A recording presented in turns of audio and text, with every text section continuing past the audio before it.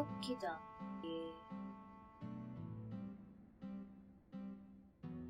Hello, good morning, good evening, good afternoon to everybody and hanging out today. Hopefully everybody had a good food day. Hopefully everybody got plenty of food, or at least some tasty food, or like at the very bare minimum, I hope that you got like some spuds, some good potatoes, maybe some turkey if you're a turkey person, but hopefully the spuds were there and in shape. Hello, Medic.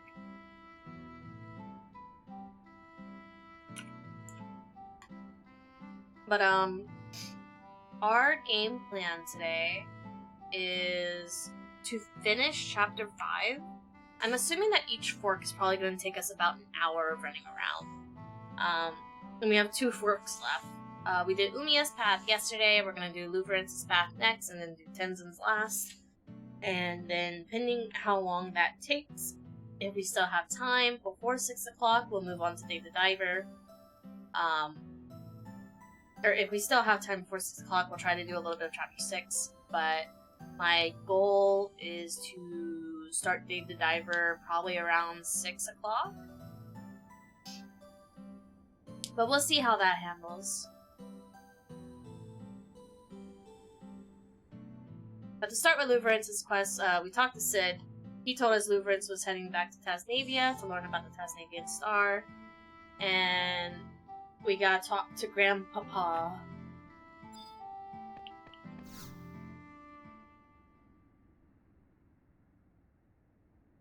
Harry, it's Umiya.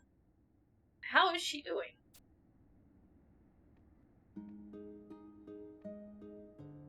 Greetings. It has been far too long. Sir Louverance! You need not worry, she is fine. Harry and I have traveled the world in search for truth, a single truth that will restore the light to Vanadil and her children. Your granddaughter embraces the same goals we do. She will not give up until she has reached it. I can sleep easier knowing that such a noble knight as yourself is watching over my dear Umiya. However, she is often to hide her true feelings away from others, even though she may be in pain. By the way, did you realize what color his mask was?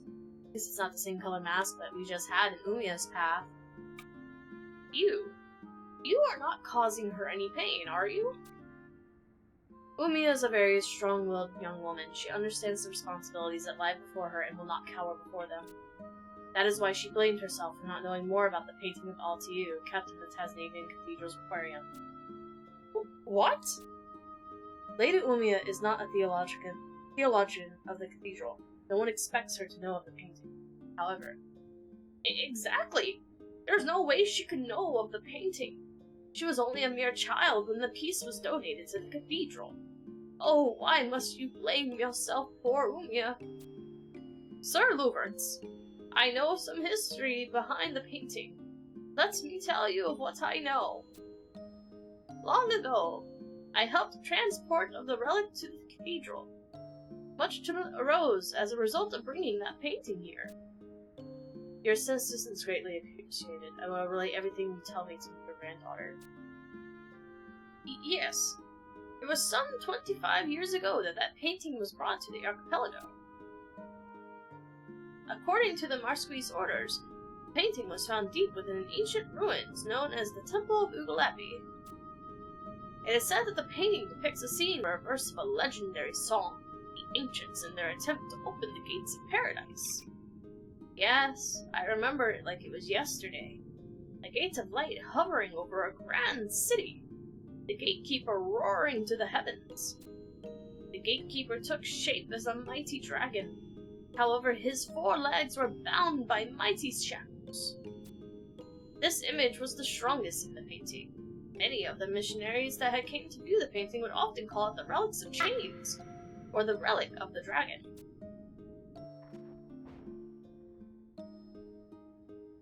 See, so at that time the identity of the city was still unknown. Yes, until Cardinal Mildred unveiled the painting. It was she who told us that the city was Altiu. As punishment for defying the gods, the city of Altiu was destroyed and banished to the bottom of the northern sea. After the cardinal revealed the truth about the painting, many of the canticle was sung of this legend. There wasn't a soul in Tasmania who had not heard one slipping down a glass of brew in the local pub. I pronounce many things wrong, because again, I am not French. And I fucking hate the elven tongue in this game. However, why did the Cardinal know of the city and its legend? Though I may be mistaken, I seem to recall that before arriving in Tasmania, Mildrian was a priest who wandered to the Outlands in a quest for spiritual enlightenment. I have also heard tales that many of the holy relics that have reached the archipelago were brought by the Outlands by thieves and pirates. Perhaps the Cardinal obtained her knowledge of Altiu in these forsaken areas. The Outlands. I see. Yes, I also remember how a group of Mithra came from those Outlands, demanding that we return the painting to the temple. I too have heard the tale. After a long series of talks, the Cardinal was able to convince the Mithra to allow the painting to remain in Tasmania, without defacing the honor of the cathedral. We were relieved, and with those Mithra beasts gone, we could go back to our normal, everyday lives. Mithra. Perhaps they know more about the painting. Would you happen to recall the names of the Mithra, or where exactly they came from? I do not remember their names. I do not think they ever referred to anything other than the title of Sin Hunters. Sin Hunters? Assassins sent from the Mithran homeland to do the dirty work of the Grand Chiefess. So this painting must be of great importance to their race. Sir Louverance, a young Mithra Sin Hunter visited the Safehold a number of days ago. If you can find her, she may be able to better inform you of the secrets beyond this painting. A Sin Hunter was here?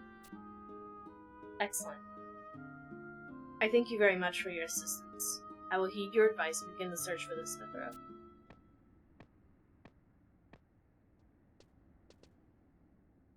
A Sin Hunter in Tasmania. A quite unexpected turn of events, wouldn't you say, Perry? Let us travel to Winders and inquire with the chiefness about the Sin Hunters and the painting they desire.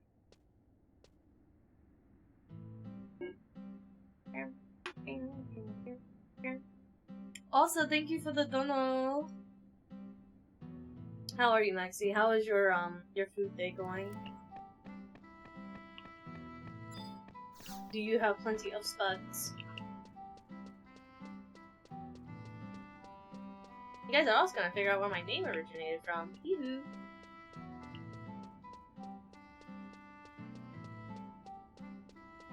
I don't remember. She is Winders Woods? Winders Woods.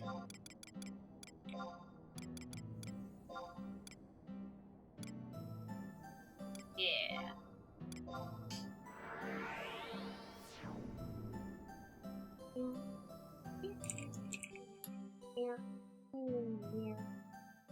Louverance.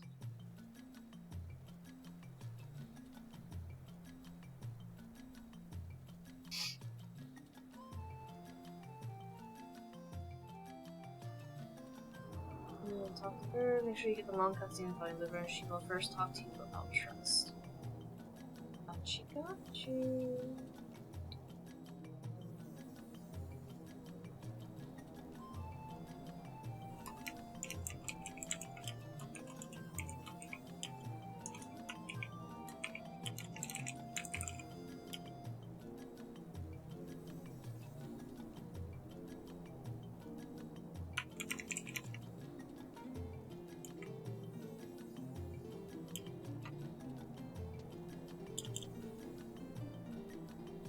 Alright.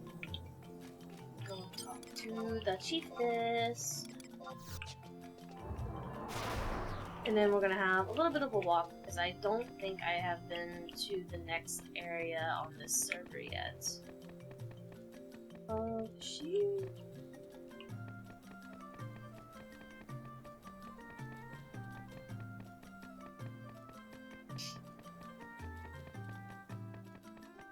There she is. Hello, Miss Ma'am.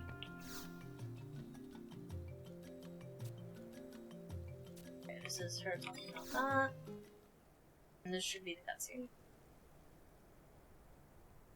You wish to hear of Altiu, adventurer. A moment. To ask questions in such blunt manner does not befit a lady. My most humble apologies for the intrusion, Chiefness FFXI.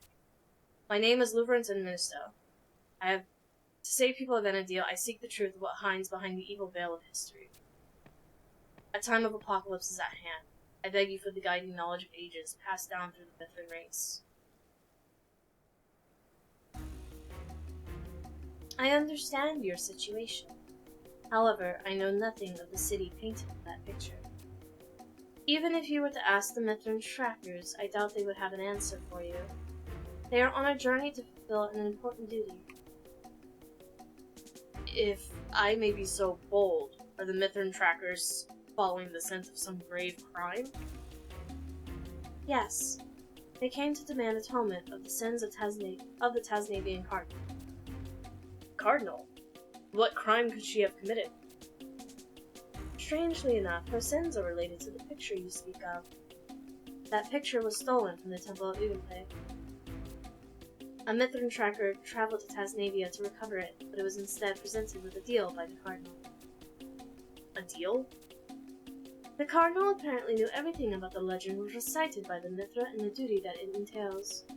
She also stated the means to carry out that duty that has been prepared in Tasnavia. The tracker had no choice but to accept the deal. The fate of Venedil's people was placed in the hands of the Cardinal. Chiefness, indulge me if you will. What is this legend, and what of the duty it reveals? What had your people intended to do? That duty was given to the Mithra by an ancient race depicted in the picture, a duty to awake the sleeping gods. Sleeping gods? Surely you have heard the tale of an ancient race that wounded Venedil by opening the gates of paradise. The emptiness that poured from that wound tried to swallow everything in its path. The mountain, the seas, the sky, the forest, even life itself. The living beings of Venedil decided to use the tears that Altana has shed to cleanse the world. However, a battle erupted between the King of the People and the King of the Dragons over the fifth tier, a conflict that knew no end. The people that survived used the power of the sleeping gods to heal the wounded land. And this is a legend told by the Mithra. Adventurer, in your travels you would have seen a giant glowing crystal that lie hidden away from civilization. Those crystals are the resting places of the gods. Slumbering within are immortal beings who were called forth to heal the land in an age of legend. The wounded land of Venedil bleeds forth dreaded emptiness.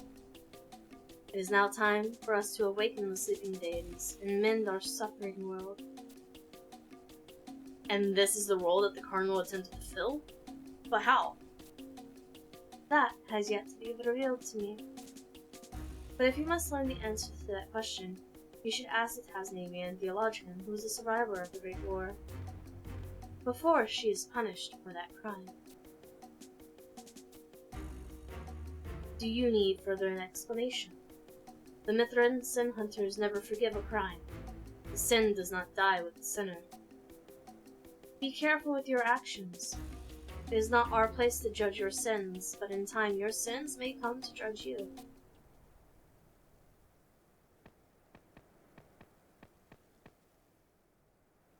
What do you make of her words, Perry? The theology of the Mithra veers quite dramatically from the Sindorian Cathedral in several respects.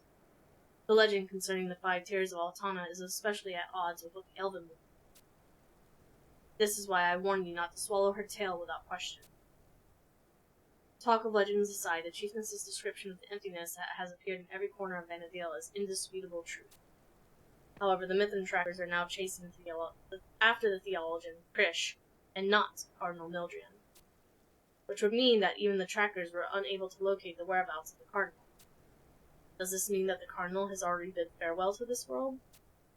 Has my astonishing luck finally failed me?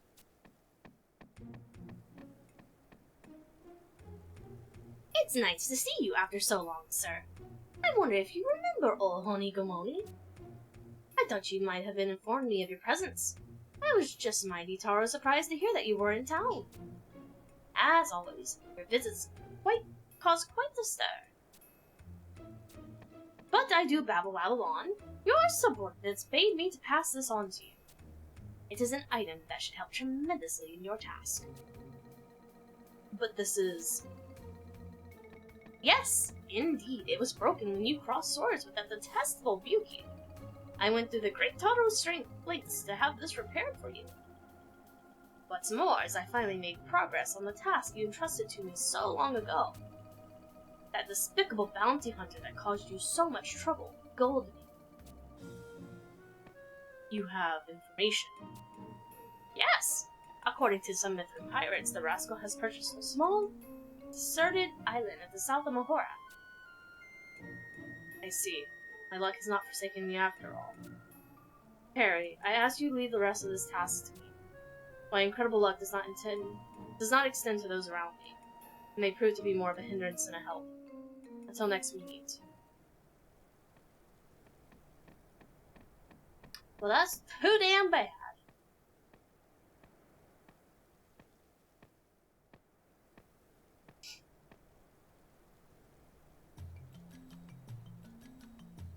Alright, I also realized that the wrong filters are loaded again. So let's fix that.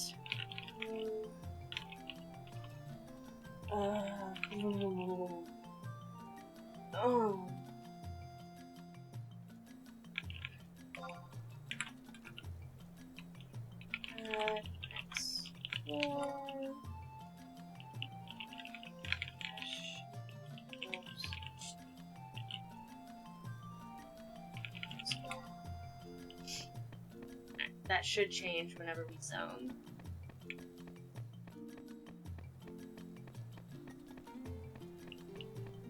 So now we know that we're going to Binky Bay to go find someone who has been causing quite a stir of trouble for Louverance in the past. It is not who you think it is.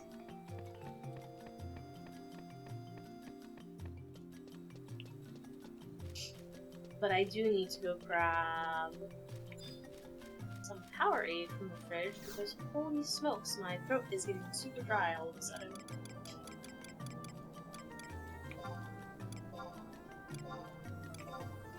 I'm gonna teleport here. I will be right back in just 2 seconds.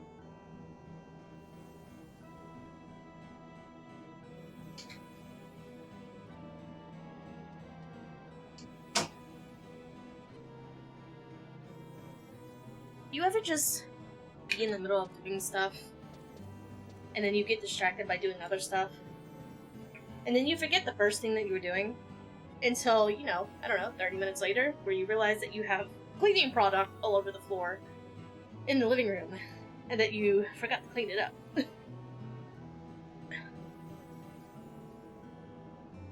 that's okay. It's clean now. Whew. Alright. going to the beach.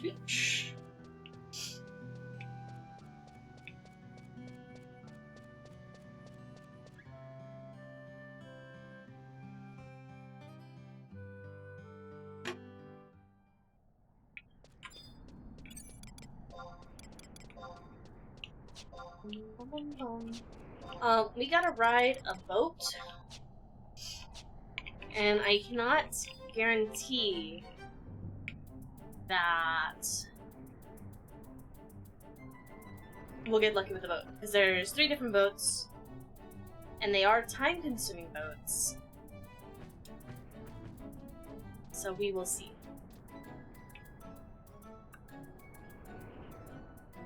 Sometimes the boat can be there when we get there. Sometimes the boat is leaving as we get there, and then we have to wait an actual 30 minutes. Wait, Gordon Wanda. What the hell? What are you dropping? What are you? What are you?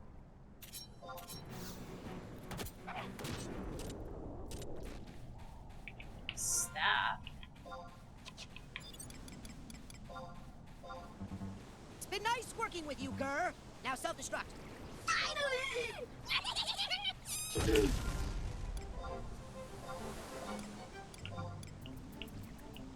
A cure potency staff? That's crazy.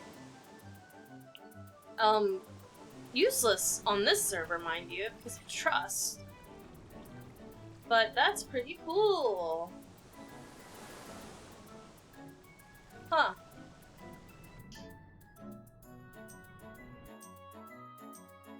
My white mage is already level 60 on this server, so a cure potency level 31 doesn't do much for me. Especially when I ideally want a Kraken Club, but that's gonna be way more difficult to get on here than it was on Horizon. So not that it's easy to get on Horizon either, to be honest with you. I just got dog shit lucky. But I do not think that my luck will expand here on retail. Alright, give me the news. Where's the boat?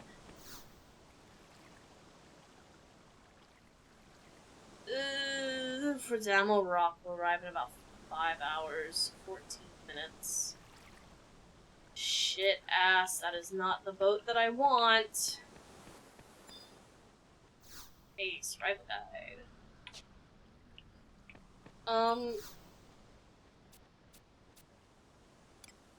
So this is a problem for a multitude of reasons. The boat just left. The boat's like a 15-minute ride when they do full circles like this. Damel Rock is not where we want to go. There's only one rock, or there's only one boat. So we have to wait for that boat to come back. And then we need to wait for that boat to do its lap around Damel Rock. Then we gotta hope that it's going to Kurogo Island after.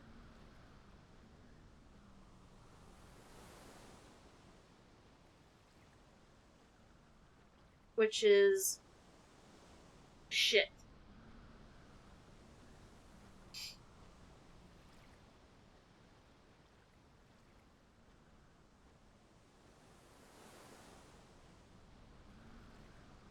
I'm trying to see if I can pull up the ship schedule, because I think it's a static ship schedule. But, you know.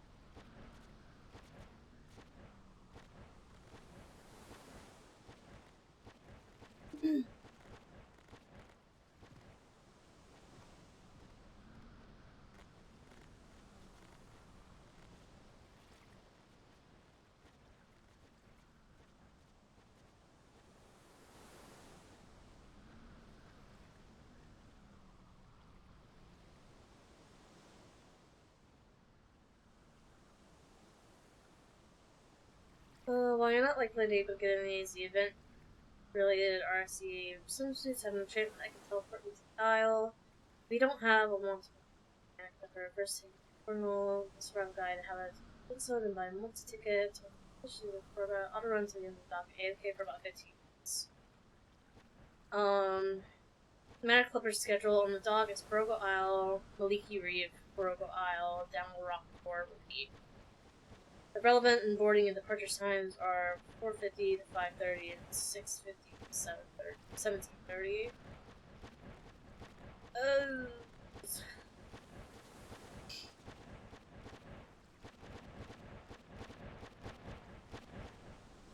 You can do warp and do other things to take the survival guide back in under 2 minutes, so it's not worth risk. Otherwise, waiting, setting an alarm for 5 minutes plus, and it's time to get the ferry. So.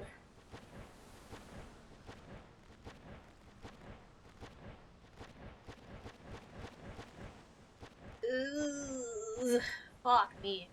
We have 30 minutes where we cannot do anything. That is so ass.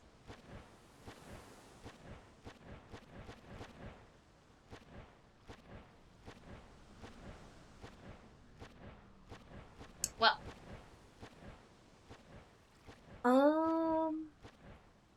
We're here. We're back. And more importantly, we're on the boat.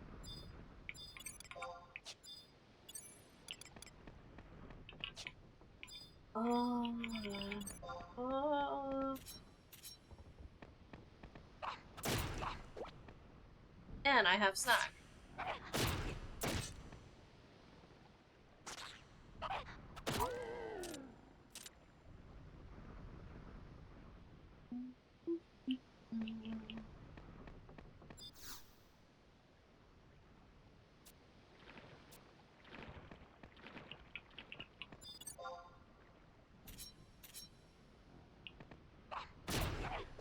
We have 4 minutes of boat time.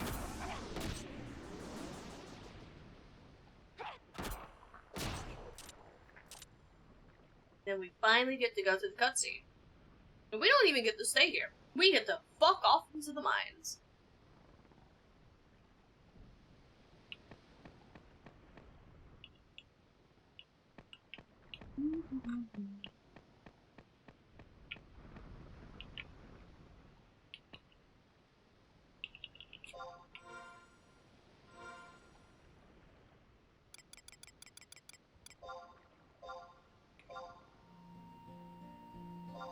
You guys can have some atmospheric music. There's a point where you can see dolphins on the boat. Let's see dolphins.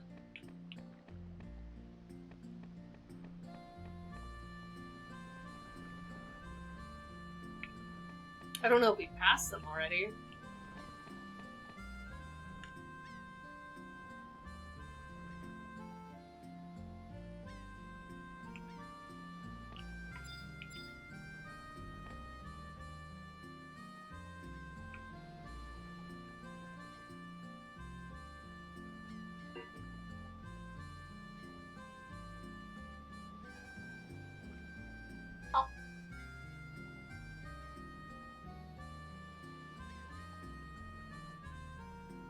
Oh, this brownie has Chips Ahoy's in it. I didn't realize that. Huh.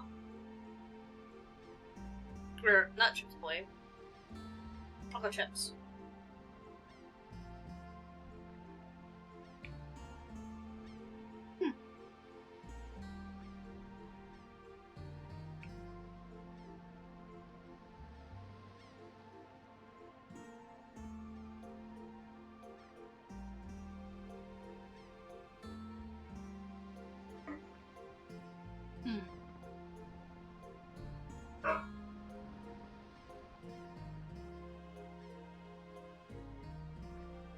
The best waters for catching pointy fish. Not dolphins. Ironically enough.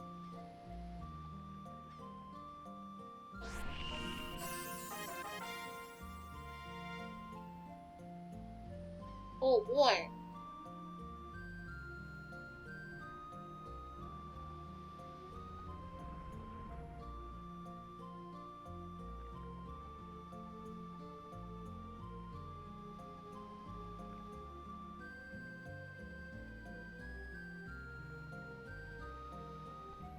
Oh boy, we can see it, guys.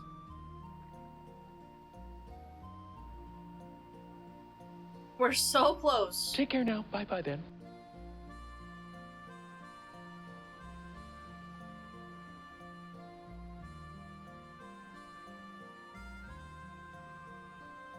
If I wasn't burning my tongue on a brownie. Bye, Maxie. Thank you for dropping by. Sorry the stream has been so fucking catastrophic.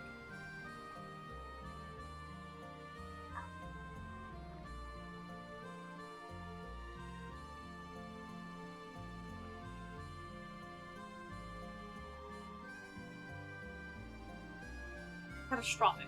That's the word I was looking for.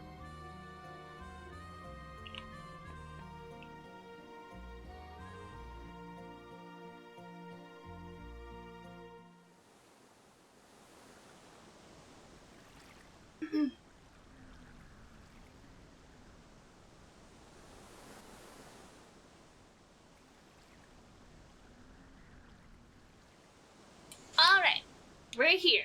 It totally didn't take us an hour to just get here, but we're here. The boat has arrived. We're gonna go find a guy. We're gonna go get a cutscene. Go to H11.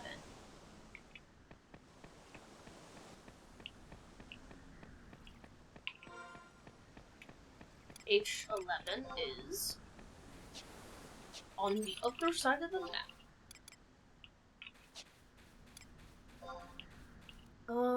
Rude. I'm struggle. There we go.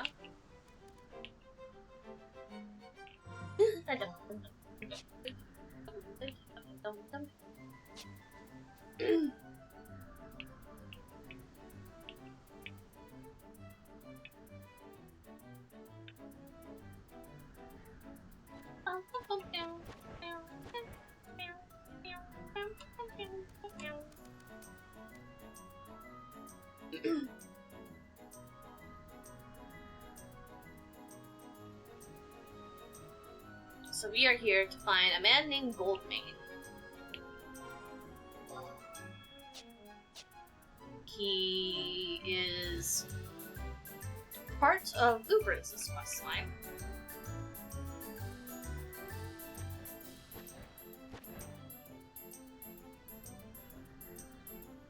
And currently, important detail that we are with the red masked Louverance. Purple masked Louverance was with Umia. Last checked in.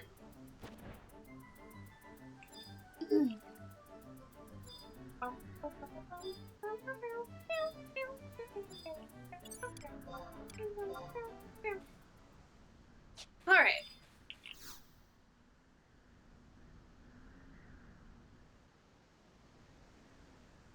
Clunk, clunk. The machine has noticed something behind you.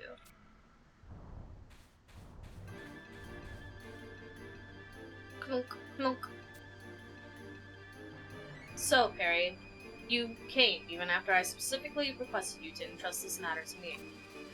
I suppose it is your prerogative as an adventurer to poke your nose into other people's business. However, you really are too forgiving. Those who find enjoyment in humiliation of others need to feel a string of regret for their actions.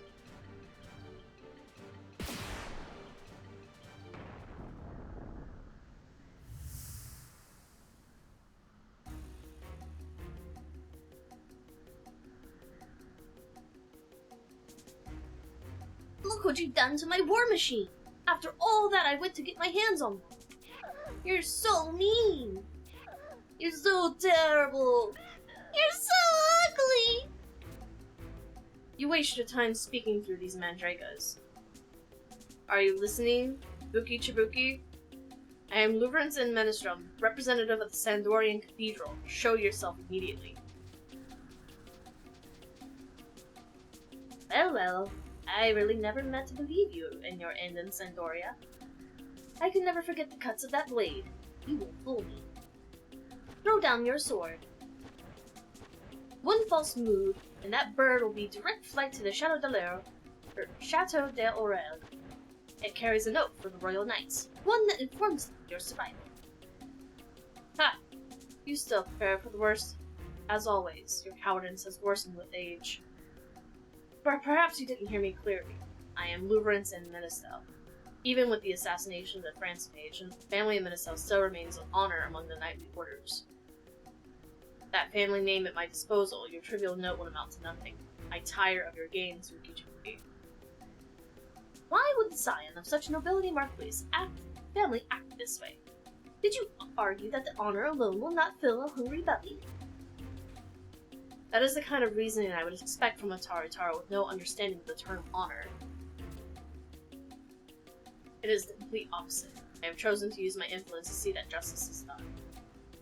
Just to see justice done? Your notion of justice should have been erased years ago, along with the destruction of Tasnavia. It is true that even now, 20 years after the war, the ruins of the Marquis still crawl with the remnants of the Eastern Army. However, the wards erected around the Seraphim by Cardinal Mildrian shelter the underground delivery tunnels from invasion. I have discovered that the safehold built within these tunnels harbors the refugees of Tasnavia. Refugees? Are you certain? If I had not chose to waste my time here and lamenting on the past, this revelation would have reached you as well. The refugees of Tasnavia have already presented their plight to Juno and asked for a member of the government to visit Tasnavia. Juno? A government official immediately entered the safehold under the pretense of aid. Without the knowledge of the Tasnavian survivors, he proceeded to rifle through the contents of the Seraphim. Huh. Well, this is great news. At least the inhabitants of the Marquis weren't completely obliterated. Those trinkets in the past have no use for anyone. Juno can take anything they want. The refugees are to be saved. But can it truly be said for the people that Tasnavia will be rescued? You lost a wife and children in that war. Everyone who survived that travesty has lost something or someone dear to them. Their spirits have suffered a terrible blow. They have spent years cowering from the shadows of horrors that lurk beyond the walls of the safety. And those responsible for the current state of the Marquis have all but forgotten its existence, living in blissful ignorance.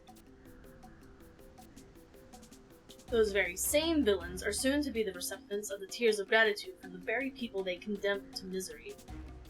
Do you mean to simply stand by and watch this injustice unfold, even though the truth sweeps silently in your heart? What else do you have me to do? Surely you do not intend to tell them what really happened?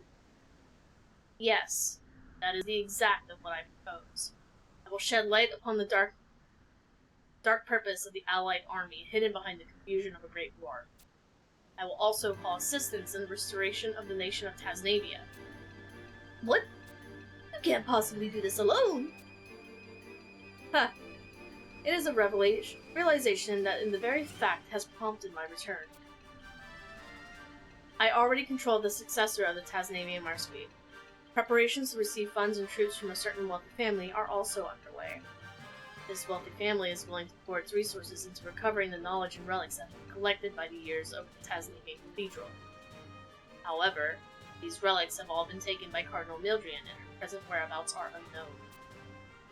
That is why I have come to request information from you. I wish to visit the source of this bounty. I need to know the way to the city of Altiu. Along with several others, you were on the secret mission from the cathedral to find the path to the celestial capital, were you not? That may be so, but we were never able to discover a way to Altiu. Then why, my little friend, did the Tasnavian Cathedral call upon me to silence you? You must have discovered something. Now choose. Will you keep silent, or will you keep your life? Wait, I'll tell you! We discovered the way that Altiu opens once every 100 years. That's all we found, I swear! Once in 100 years.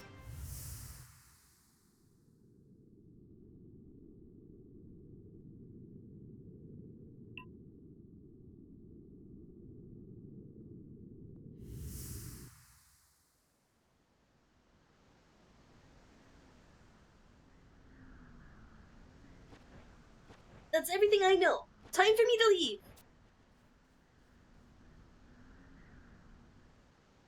My, he does move fast for such a diminutive chap.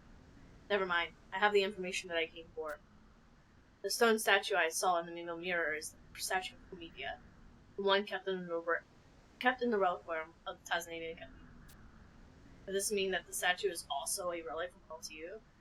Which will mean that the professor from Winters.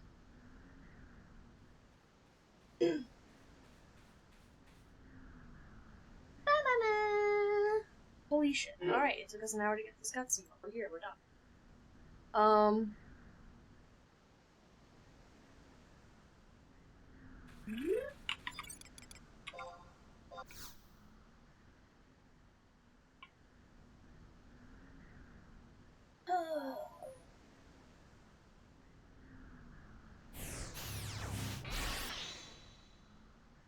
Now we go back to Winters.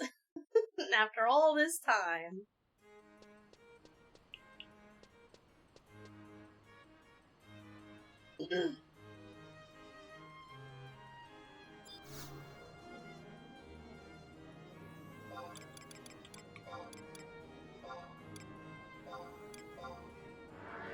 Trying to bribe your husband into doing farming next week? Farming what? New content drops next week. Nobody's gonna be farming anything. They're just gonna be doing new content.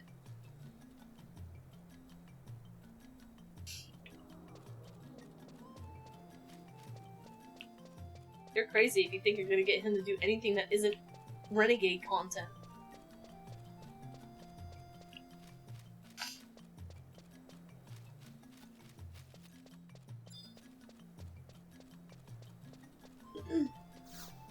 Bringing back ḽys and has a perk on it that will make the god tier.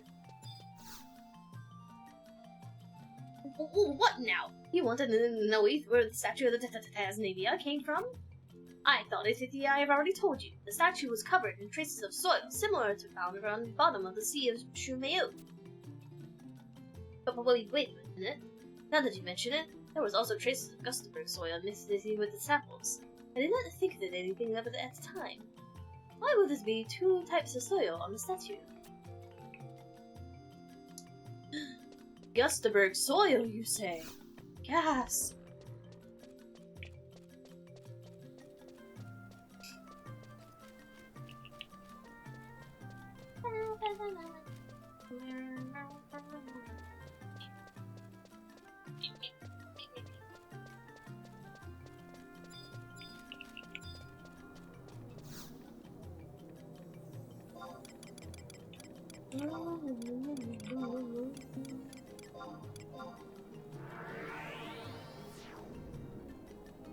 What is ḽys anyway? That's not the name that I thought I read. I associated it with a different weapon. Horror Story is the one that I was thinking of, but that's not in the game anymore. It's a Halloween exclusive, right?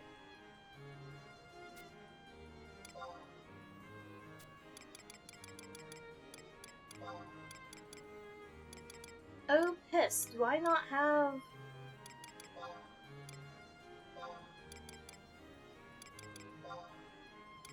Oh.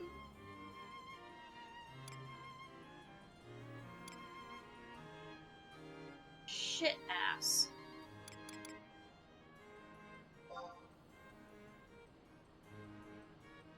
It's okay. We can fix this. We can fix this.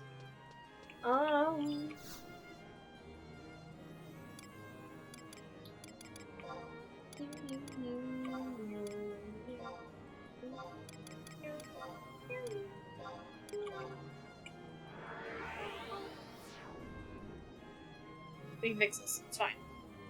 It's a shorter walk than we think it is. I think this is quicker than me teleporting to Dem and then cutting through ḽysōᴍᴇs. But we'll see. It might be the same, to be honest with you. It might be the same length.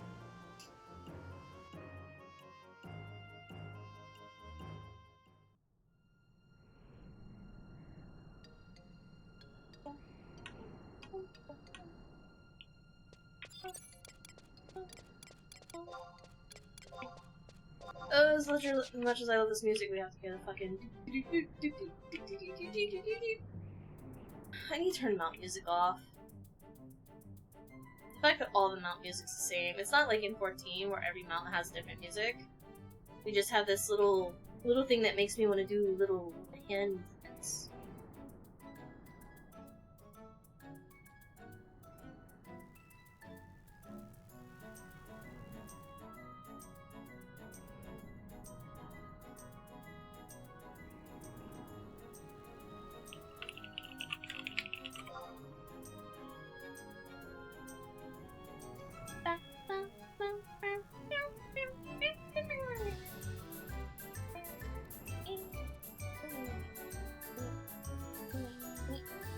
I think teleporting might have been quicker, but we're already committed to the bit. I also don't know if this entrance on this side is closer to the entrance that we need to. Yeah, I could have swore I grabbed the survival guide in the mines, because I was leveling there the other day. So how the fucking doodle did I get there? Because I don't remember walking. I'm so bamboozled right now.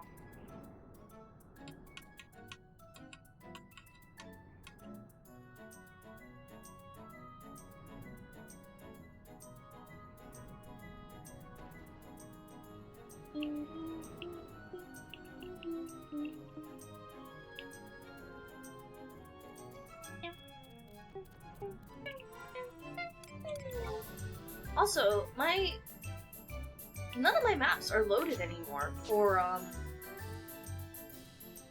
my other maps, which is weird. I need to double check my add-ons to figure out what the fuck happened. At this point, I'm so confused. I feel like some of my shit's not working.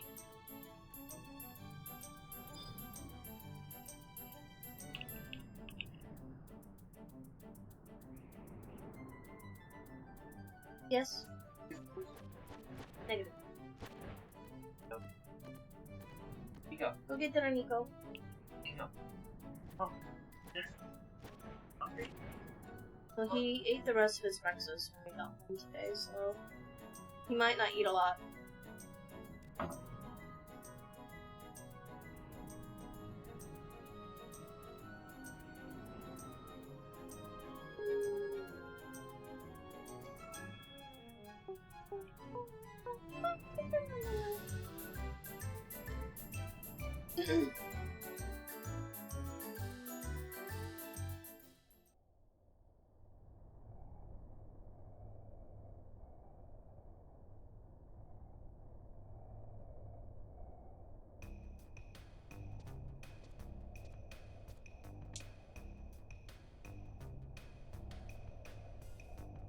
Why, if it isn't the adventurer, Harry? I must commend you on your insight. Yes, it was nearly 100 years ago, too, that the Moblins wandered their way up from the bowels of Veneville. And then the Totaro scientist who examined the statue in Tasnavia, what he said about the statue dug up from the labyrinth. I advise you, do not let your guard down when traveling in these caves. The Moblins' behavior is often erratic and they can be quite nastier than the cousins on the surface. Out of all the beastmen, they seem to realize that they are the children of Twilight, and this is a fact that drives them. Ah, yes. One of my colleagues said that he had spoken with a creature known as Tarnuk, deep within the eastern side of the Moblins, called Holton Volopoulos. Whether that beast will help you or not, I am still not convinced that this cave is truly the path to all to you.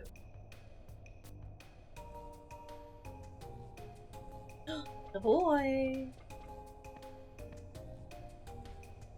It cannot be! But that's impossible!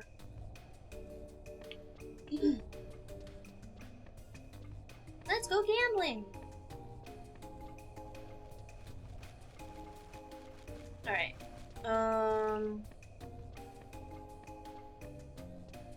Survival guide?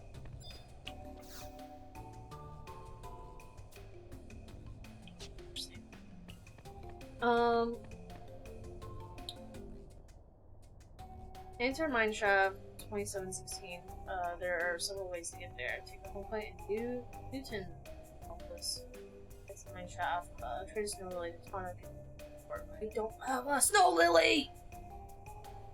Buy or farm 2 per person since you'll be returning to the good old shaft again. You can optionally farm purchase 1 Snow Lily as you need another one for sure.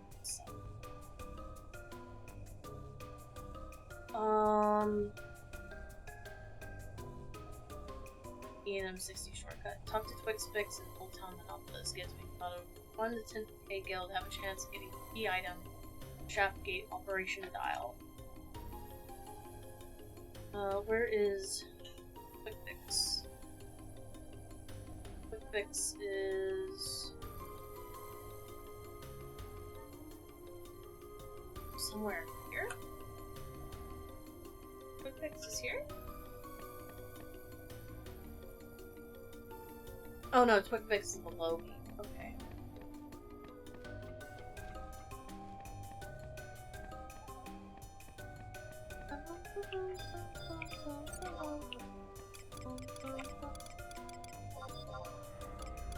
I can't remember at what point the stuff gets out of hand leveling.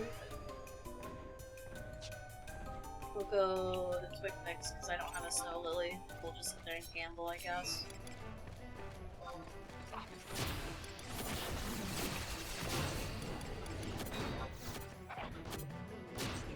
I think it's steal from him, Val.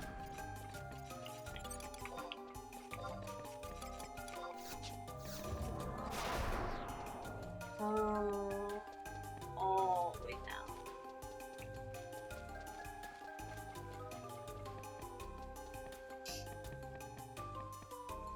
Look, Tendrils here.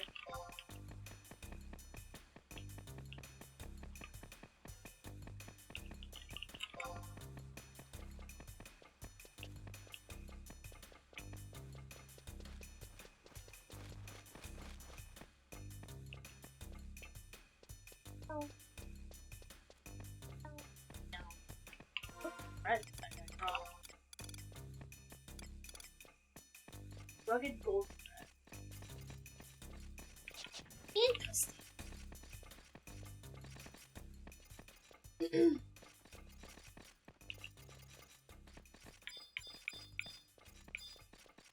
A treasure chest. A treasure chest.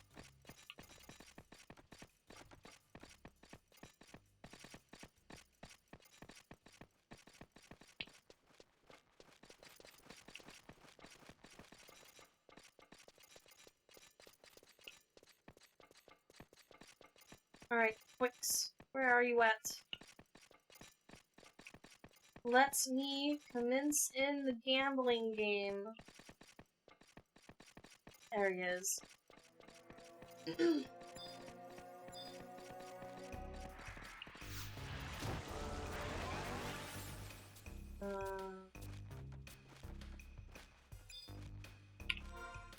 I trade 1 gig.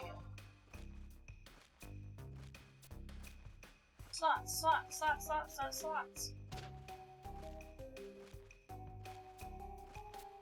Bitch. Okay.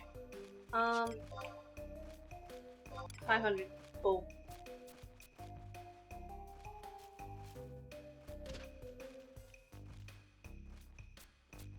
I can't remember if paying you more gives me better chances. Do I pay to win?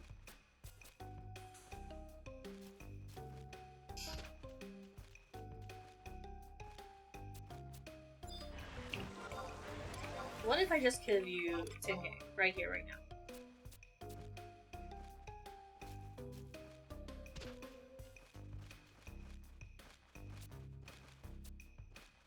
Deal's deal. Forfeit to the gate for near 200,000. That sounds great, actually. Alright.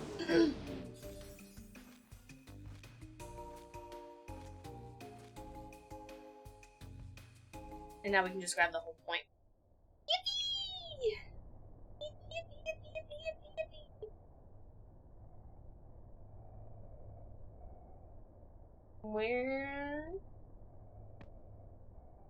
Where's Where's the crystal?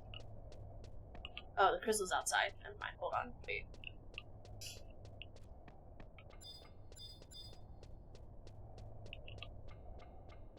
We will get the crystal before I fuck it up and have to play gambling again.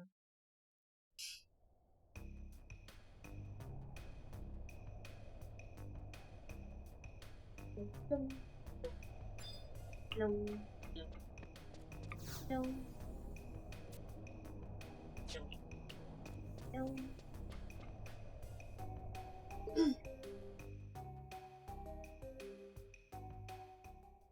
Alright. Time to see what ᴛᴇs is doing in the mines.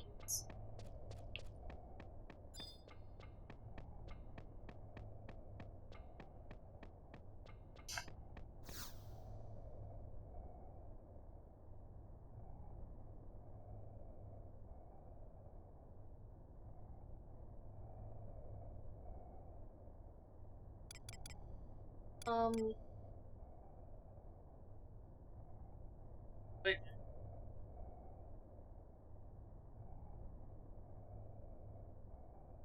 Oh, century portrait.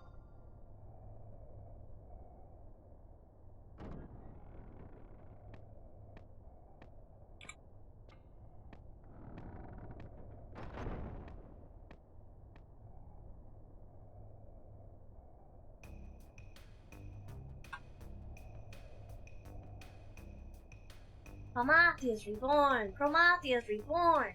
He's stronger than stupid Hume. He's more powerful than ugly goddess. We'll take him. Moblins, don't break promises. We'll take him to Sparkly Palace. He's sparkly, unfit, my fits and with rocks. But we digs. Moblins don't break promises. We take Promathia to sparkly places. I never imagined we would meet ᴛᴇs in this place. However, what could these creatures be jabbering about? Sure. Who are you?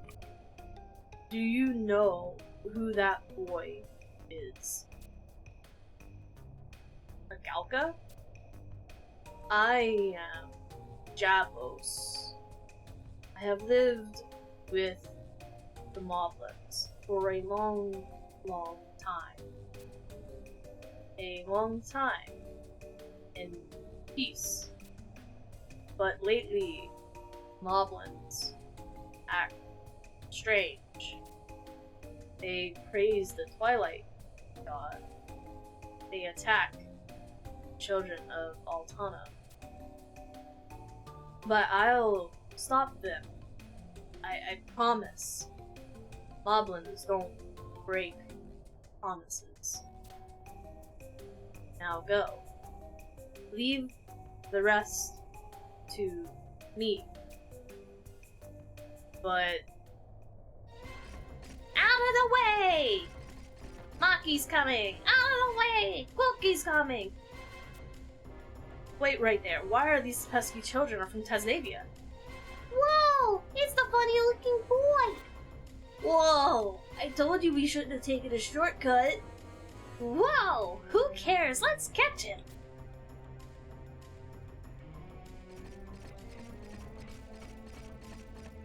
Perry, this is the perfect opportunity to take ᴛᴇs into custody. We cannot pass it up. I don't wanna.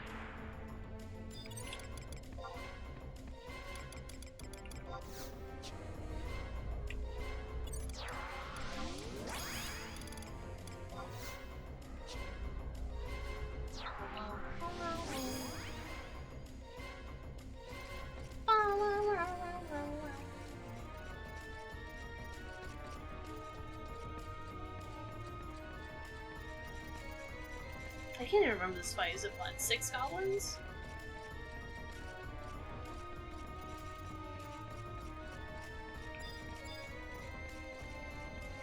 Four goblins. That's okay. They're all going down anyway.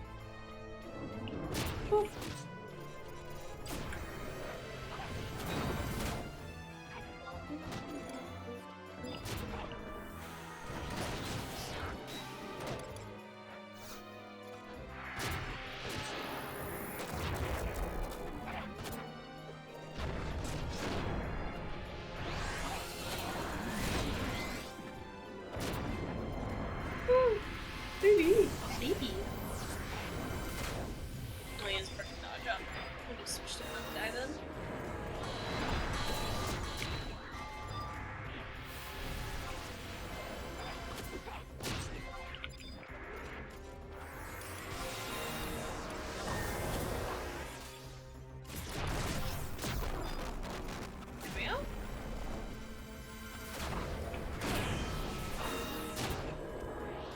Blech.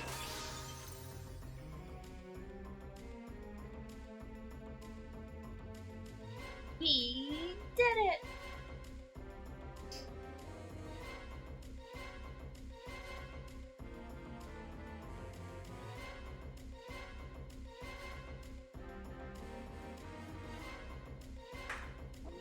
Thank you. Is that all you got?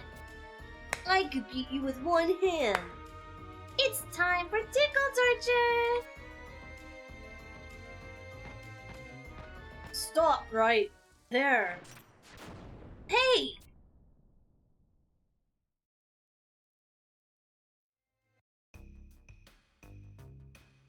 Hey, let us out! Let us out! What is this? Oh? 3 Taro look tasty tasty. We're delegates from Juno. You touch us, you're toast. We're delegates from Juno. If you don't let us delegate, you'll be toast. Shut up, shut up, shut up, shut up! Noisy Taro, give Moblin's a headache. Be quiet or I cut your throats. Delegates? This wouldn't have been happened to be sent here by Nagmalada, have you? Wait, everyone, calm down. Listen to me. Jabbo, what do you want? That boy, he is not Promathia. He looks nothing like Promathia. Huh? Doesn't look like Promathia. You know what he looks like. Yes, I've seen Promathia, his statue. Statues? Oh, the statues. That one's got stolens. Yeah, I saw it too. It looked nothing like the boy. But boy used dark power, just like legend says. Yes, but there is no crystal on his chest. He can't be the real Promathia. And you weren't created by Promathia anyway. Jabbo, don't start with that again. ᴛᴇs. Jabos is fooled by bad people. Bad people must pay. Leave them for ᴛᴜ's dinner. Yikes! If you do that, we won't be able to trade you Promathia statue. No Promathia statue. Statue? Taro, you have statue of Twilight God. Taru? You dug a Promathia statue? Yeah, we know all about that white statue. Yeah, you want the statue, you trade us the boy. Yeah, trade us the boy. Moblins want the statue. It's written in Moblin legend. But we can't give them reincarnates of Promathias. But Promathia's done, we have to take. Maybe come back in his wind. Promathia's angry. Want to get away. Wait! My reward's running away! Ah! Open! My reward's getting away! Wait, I will let you out.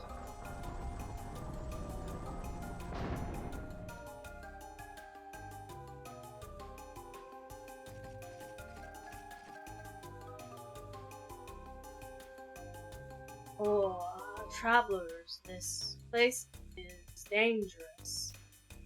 You should leave right away. Moblins are upset. Who knows what they might do? There is an exit over there. Don't look back. Run.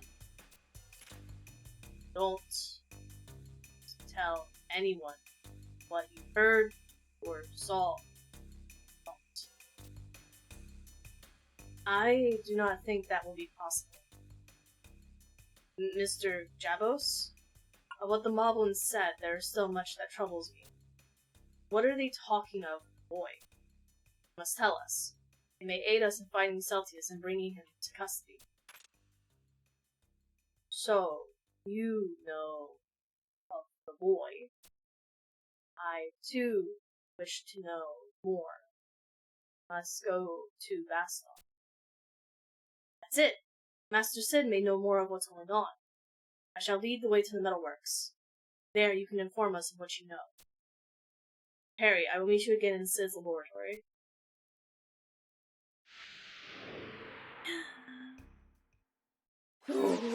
Alright. Back to Cid.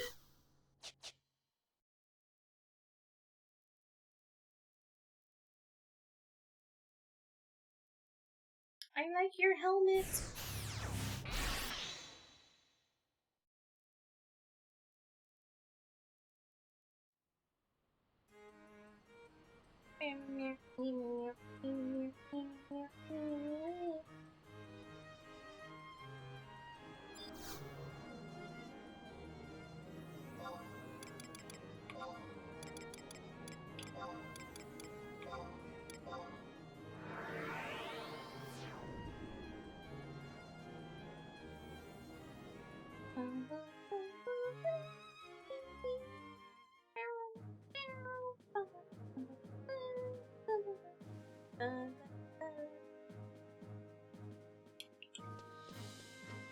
Cid, I got harassed by a boat for an hour.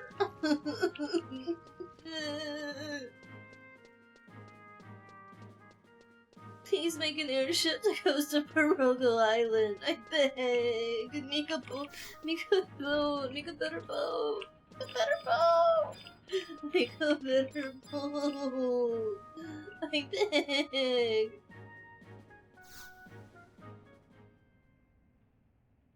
What? You say you're looking for Louverance? I'm sorry, I haven't seen him around since he left.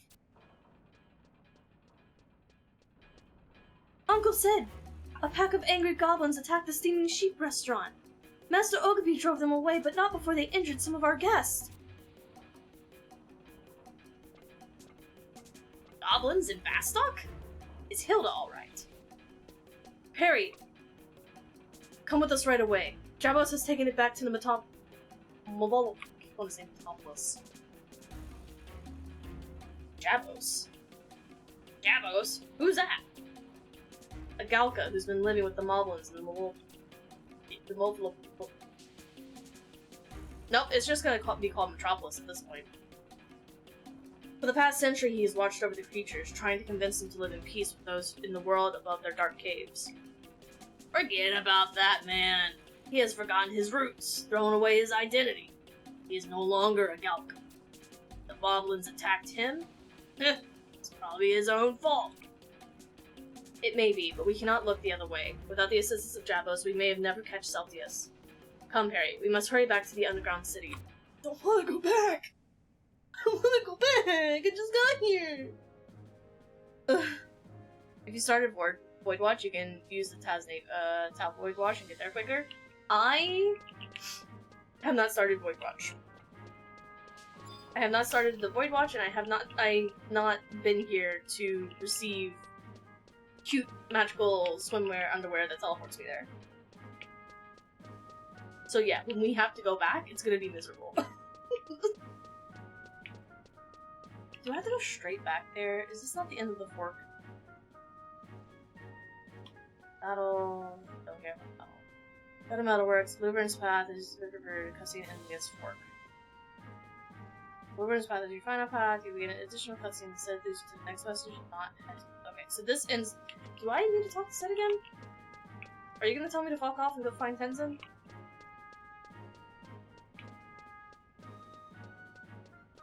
Which I'm absolutely not gonna do right now because, boy, has that been hell.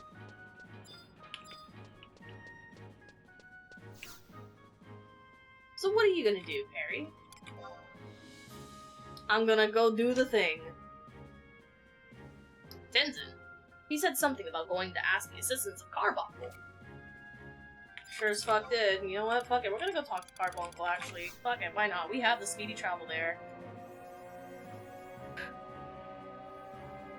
We'll get to the point where we have to do the silly-ass little ḻ maze. And then I will switch to Dave. Because that'll be 7 o'clock when we switch to Dave. But at least Dave's going well because we're starting at the nighttime swim with the manta rays. Because I managed to go get my crafts again, I managed to fucking fuck up those sharks that fucked me up last time, and I have the crowbar. So, at least we'll be able to prog somewhere efficiently in diving.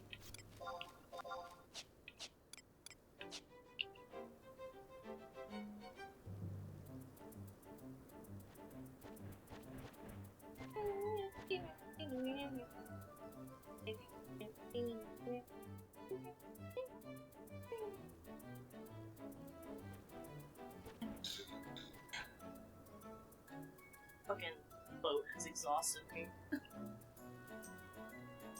What did we get out of it? 1 spring stone.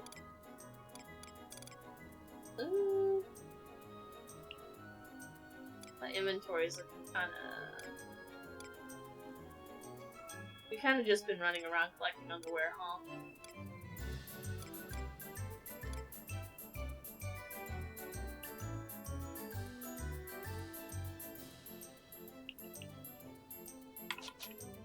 We'll figure it out.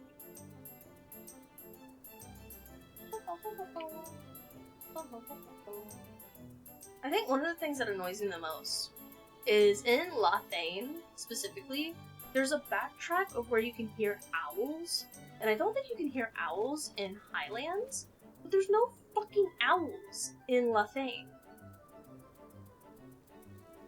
Square Enix, give me owls.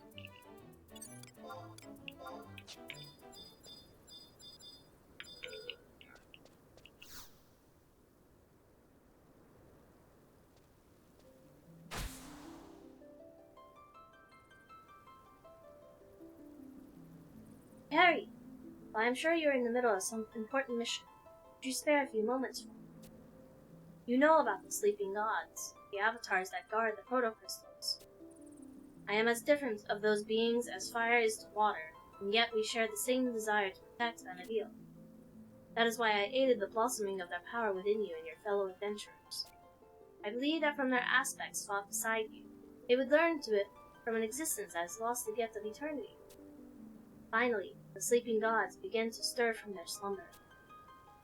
Will they consent to us joining the roles as guardians of Vana'diel? I hope to ask this very question to an old friend of mine who resides in the Full Moon Fountain. A very, very old friend. But in order to wake him, I need a vast source of energy. That is where you come in. If you can gather the power of the sleeping gods and bring it to the Full Moon Mountain, you might have a chance. If you use this rainbow red— Fuck, this is not the quest that I need. You're trying to get me to fight the other ones. I'm speeding through this because this isn't the cutscene that we need. This is him trying to get me to fight level 80 terrestrials that whooped my ass last time. Hey, I'm back. Well, okay, that's cool. There's another thing that I'm here to talk to you about. There we go! A moment, Perry! Common rumor has it that one here can meet with the terrestrial avatar Carbuncle. Could this be true? Nah. I don't know what you're talking about. Hides, dog, sheep, rat in the back of my pocket. Carbuncle, bringer of rainbows. I am Tenzen of the Far East, sent here across the seas that behest of Phoenix. The Keeper of the Apocalypse has come to Vana'diel, and 4 of the Mother Crystals are being besieged by darkness. Yet, in the face of crisis, Bahamut and Diabolos do nothing to defend them.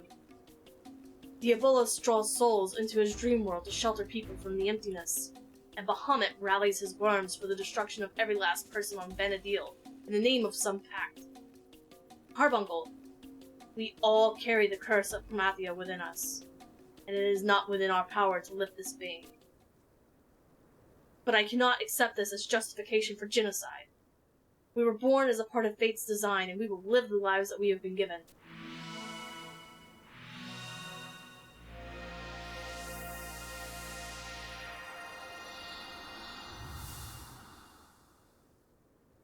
By gods, he's summoned Captain Planet.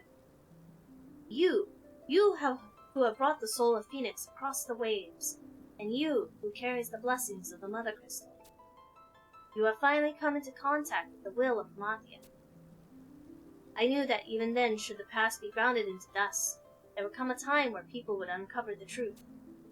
No matter how tightly sealed, as long as it exists alongside the Mother Crystal, Promathia's will shall one day awaken.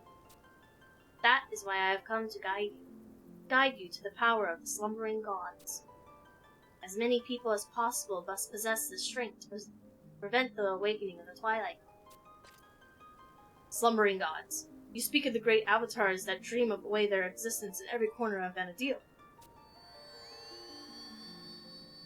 I sense that Phoenix does not approve of my actions. He who tries to save the world, and he who tries to save mankind. Bahamut and Diabolos would surely oppose me if they knew of my plans. Every time the power of the avatars is granted to a person, it hastens the awakening of sleeping gods. If the siphoning of energy continues, the boundaries of the crystal world they protect will shatter, and their true forms will manifest upon the world of Vana'diel. And then a furious battle will ensue between the terrestrial avatars and the newly awakened gods. But I believe that there is only one option remaining to prevent Promathia's rebirth. The awakening of Promathia draws near. With the Keeper of the Apocalypse now among us, all that remains is for the gates of paradise to be opened. I don't understand. Has not the pursuit of the Gate of Paradise all been the result of Promathia's curse?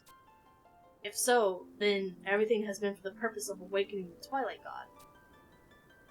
Carbuncle!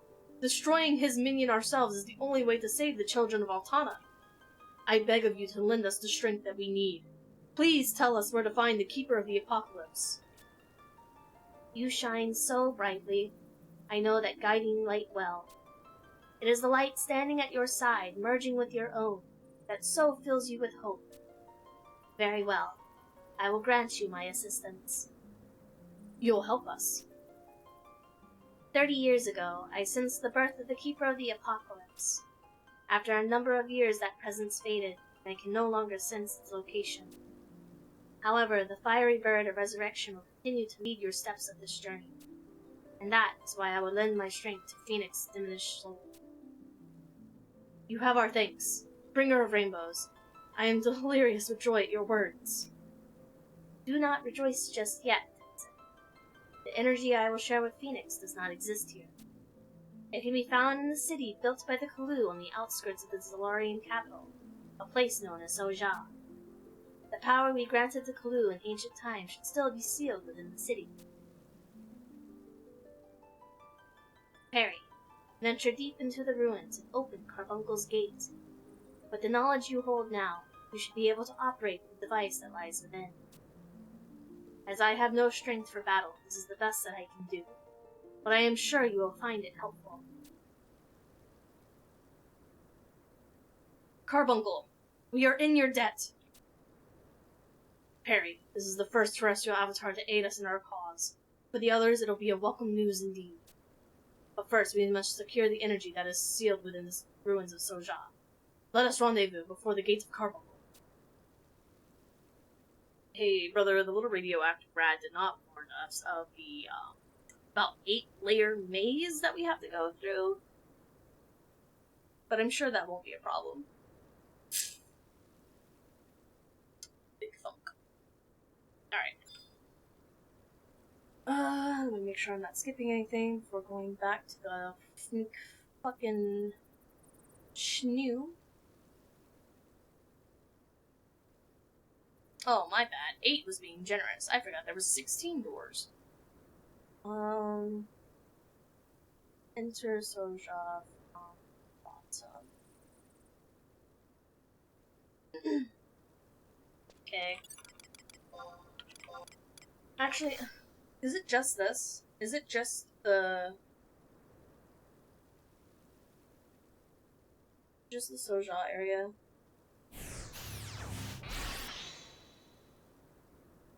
Fuck it, we're finishing it. Because we should be able to just stomp through it.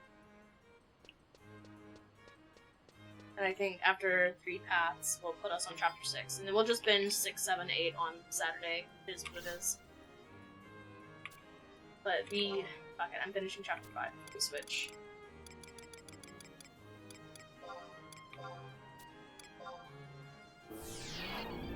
What are you gonna do? You weren't waiting fucking an hour for the goddamn vote. I was told pertinent information.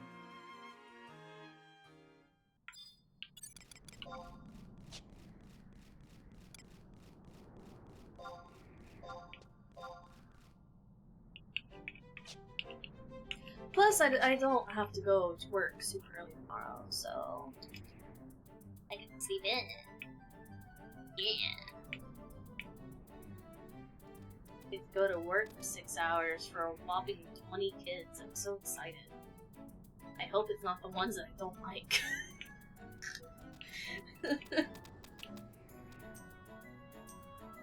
However, that seems to be the gist of it. The parents who don't want a parent that have the absolute terror of children are the ones that drop their kids off because they need to go get shady shopping.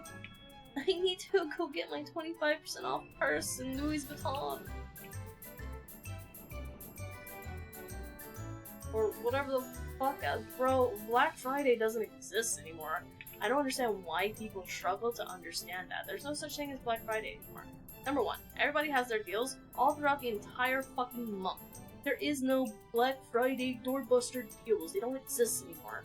Holy shit, 30% off of a fucking $2,000 TV? Sign me the fuck up. No! No!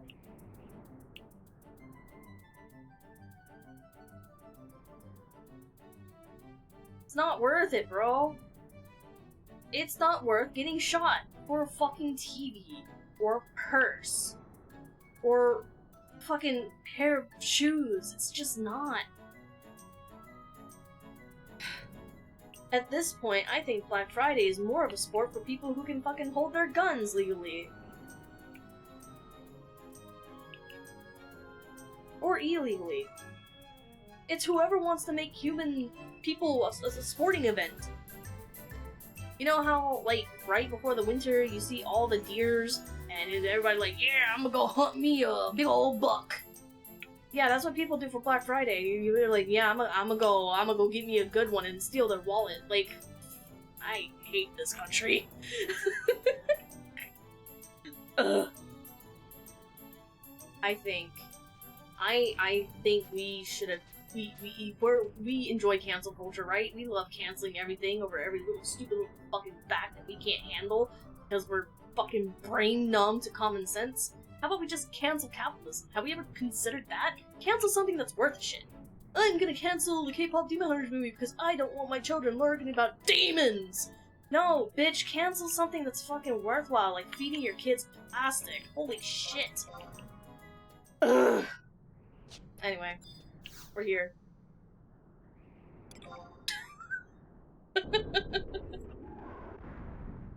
That's so 2016, bro. I don't even want to be in 2016. Send me back to 2007. Nothing significant happened there, and that's why I want it. Nothing fucking significant happened back then. I'm so tired of living through fucking world-changing trauma. I'm tired, bro. They showed me people jumping out of towers in a schoolroom, and it's been downhill since. Like, fuck. Give me... just... What level is this area? No, I don't want the footprint. Ugh. Door, Val, I need AoE to just... Can I just... No, I have to kill him before I can just aggro everything.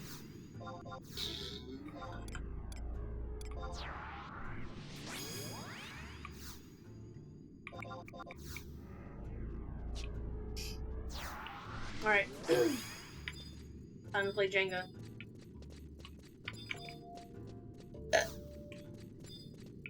Oh no, a gargoyle! Ah!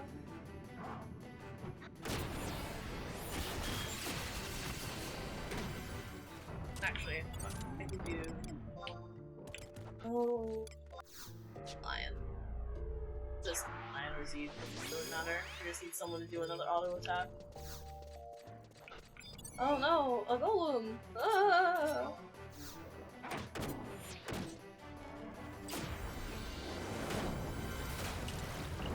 Laser, laser, laser, laser.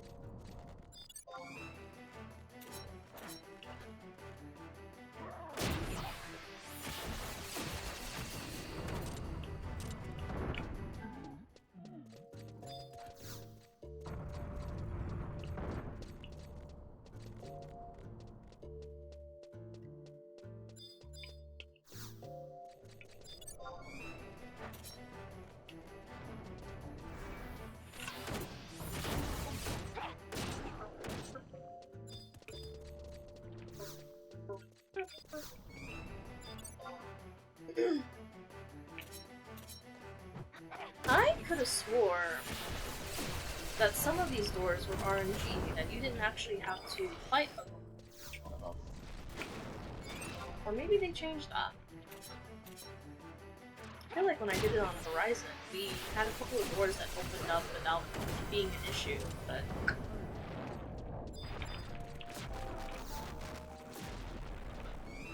Oh, even new, huh?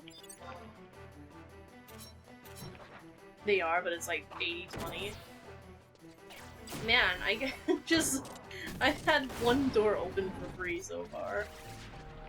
Crazy. Better luck on Horizon than fucking retail is fucking wacky. Which one of you didn't auto hit? Tenzen, you're slacking. Come on, bro. Oh! Talk shit, get results, let's go!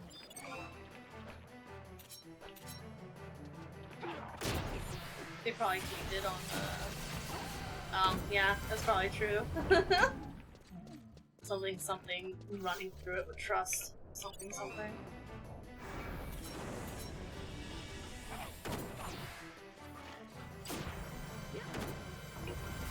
But how are you, Deluxe?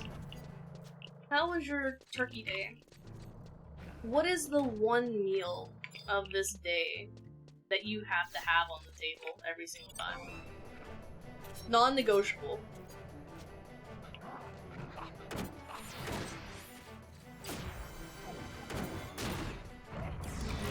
Fight that. All come for the ride.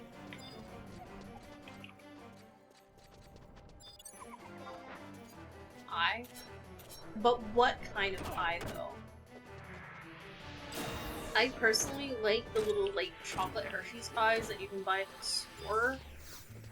Because I'm, degenerate when it comes to pie, but...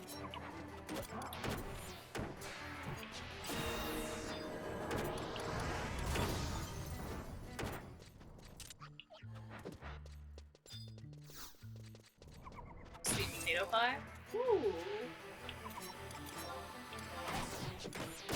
My folks do not indulge in sweet potato pie, but they do indulge in candied yams. Ooh, eat that just in time. I'm a big bag of so I make everything from scratch. Ah, I got you, I got you. He's like, y'all fucking...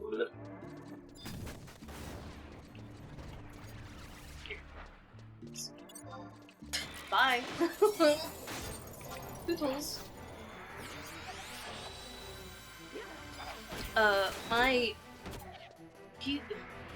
My dad's not exactly a cook per se. He was I was grown in the South and learned how to make stuff from all the other South and add my own tweaks to it, and I really like to use salt and pepper kind of cook. That makes sense. But my grandmother made a chicken casserole that is to absolutely die for. And, that is the non-negotiable treat that is at Thanksgiving. And then I make a turkey and chicken meatball with like a chicken broth sauce. But mine's from a cookbook. It's from the D&D cookbook. But it's really good. I changed a little bit of the spice, and I changed the meat used, because it's like, oh, use beef and pork. And I was like, no. A turkey and chicken kind of fucking slaps. So this is the device which will provide us with the power of Carbon. Let us begin, Perry. Beep boop beep boop beep boop.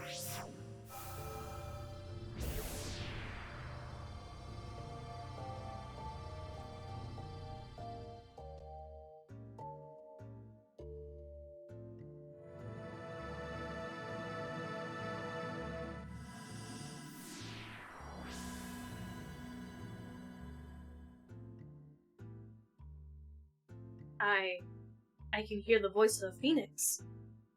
She's telling us to return to the place where we first met ᴛＳoᴍᴇs. But that would be Juno.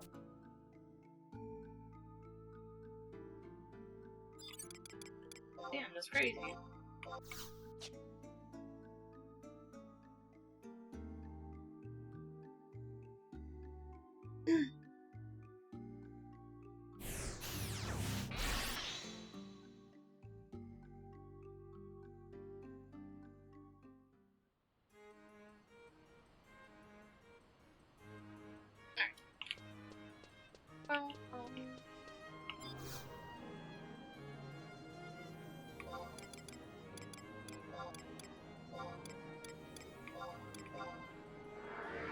Yeah, it's the chicken casserole that's non-negotiable as far as like family goes, and then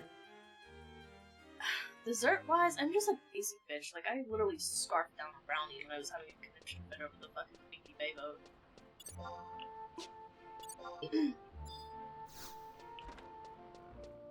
But the chocolate Hershey pie, I will never turn down the chocolate Hershey pie.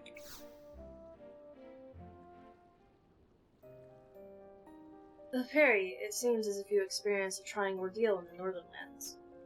I have attempted to gather information from the Ducal Guard, however, are willing, or should I say loud, to speak of this matter, though the fear in their eyes tells much.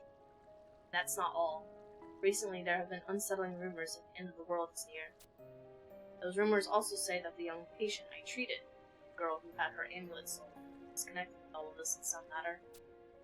I've even heard that the Ducal Guard has a warrant out for her arrest. Preposterous! Lady Prish is simply being used. The true criminal is that boy! Why, if it's not... I apologize for my sudden entrance, Doctor. Perry, something terrible is underway. I have come from the Grand Duke Palace, where I heard of the Duchy's ridiculous plan. Juno has begun to mobilize the Ducal Guard in preparation for an attack. On Bahamut. Yes, Bahamut has threatened Vana'diel with a promise of apocalypse. However, he is still one of the terrestrial avatars bound to protect our world. There must be a way to persuade the Conqueror of the Skies, and that is why I requested to accompany the commander of this operation, Lady Ishtarl. Fortunately, the commander was not one to listen to reason. She is convinced that it would be futile to try and communicate with Bahamut, and that the only way to save the people of Vana'diel is to attack the Worm King and his minions before they attack our cities. Excuse me, sir. I'm not sure if I fully comprehend what you are trying to say. Bahamut is readying to launch an attack on the Four Nations? That cannot be true.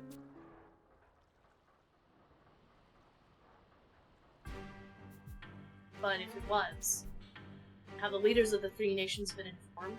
Have their armies begun preparations? Unfortunately, Sindoria, Vastok, and Winders more likely remain oblivious to the situation at hand, and even if they did know, they would have no means in mounting a counterattack. Bahamut is known as the Conqueror of the Skies for a reason. The power he and his minions possess is anything beyond what we can imagine. The power to control time and space. Control time and space? The moment he and his minions were to arrive above our cities would be the moment of our defeat. We would have no choice but to accept annihilation. But I feel there is still a way. Lady Starro mentioned that Bahamut is currently building up the energy necessary for teleporting his fellow worms to the locations of attack. If we could reach Bahamut before he has stored enough power, we may be able to persuade him not to begin his ambush on Vanadil. Persuade him? The end of the world is right before us, and you want to sit down and chat with the bringer of that destruction? Exactly. With the Phoenix Blade in my heart, or with Perry by my side, I am positive that I can convince Bahamut to spare the lives of those on this world. But to succeed, I require your assistance, Doctor. I need to know where that boy was first discovered.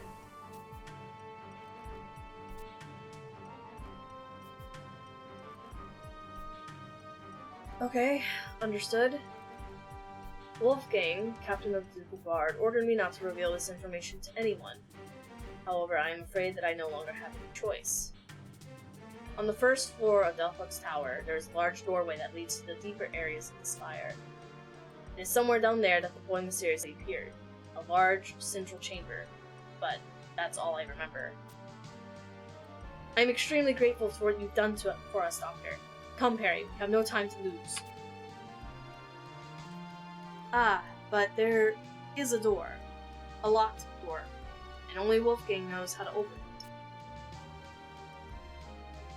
I have no worries, as Phoenix will lead the way. Perry, make your preparations quickly and meet me at the tower.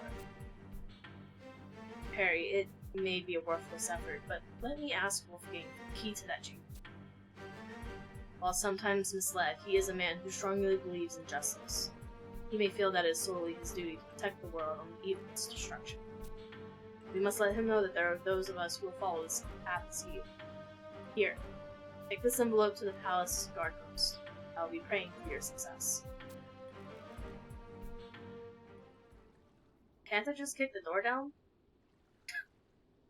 Just let Magic Fiery Bird do Magic Fiery Bird things. You're giving me an extra step.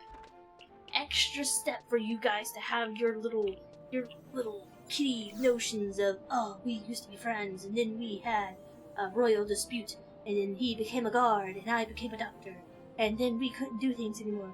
Sorry. Spoilers. Gotta go talk to Pharmaceutical.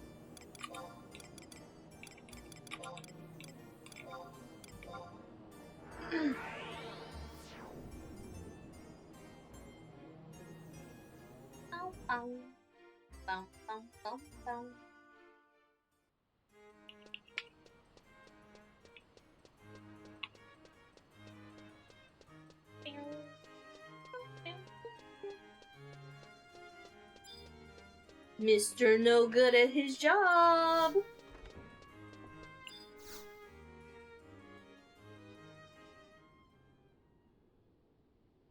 What is this? You say you have business with the captain? Ah, Perry. I was looking for you. Ishtarnal, Duke Vicarious, would like to hear your account of what transpired in the Northern Lands. What is this envelope? From Dr. Mombero. Why would he... However, first things first. Follow me. God, he's a grumpy.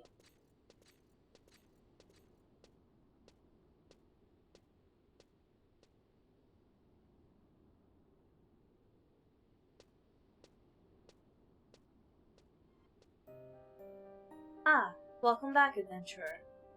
I see that you were unsuccessful in protecting the fourth crystal. And now it is looking more and more like you are the one who is leading the boy. Relax, adventurer. I am not blaming you for anything. Nagmalata kept the secret of the amulet to himself. It is his foolishness that acted as a catalyst for what would occur in the Northern Lands. And now that we know the true identity of the boy, there is no reason to further suspect your nation's involvement.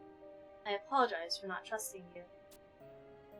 However, now we must put aside our misunderstandings and unite to save our world from being destroyed.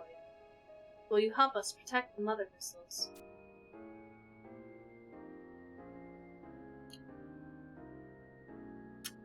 Option 3.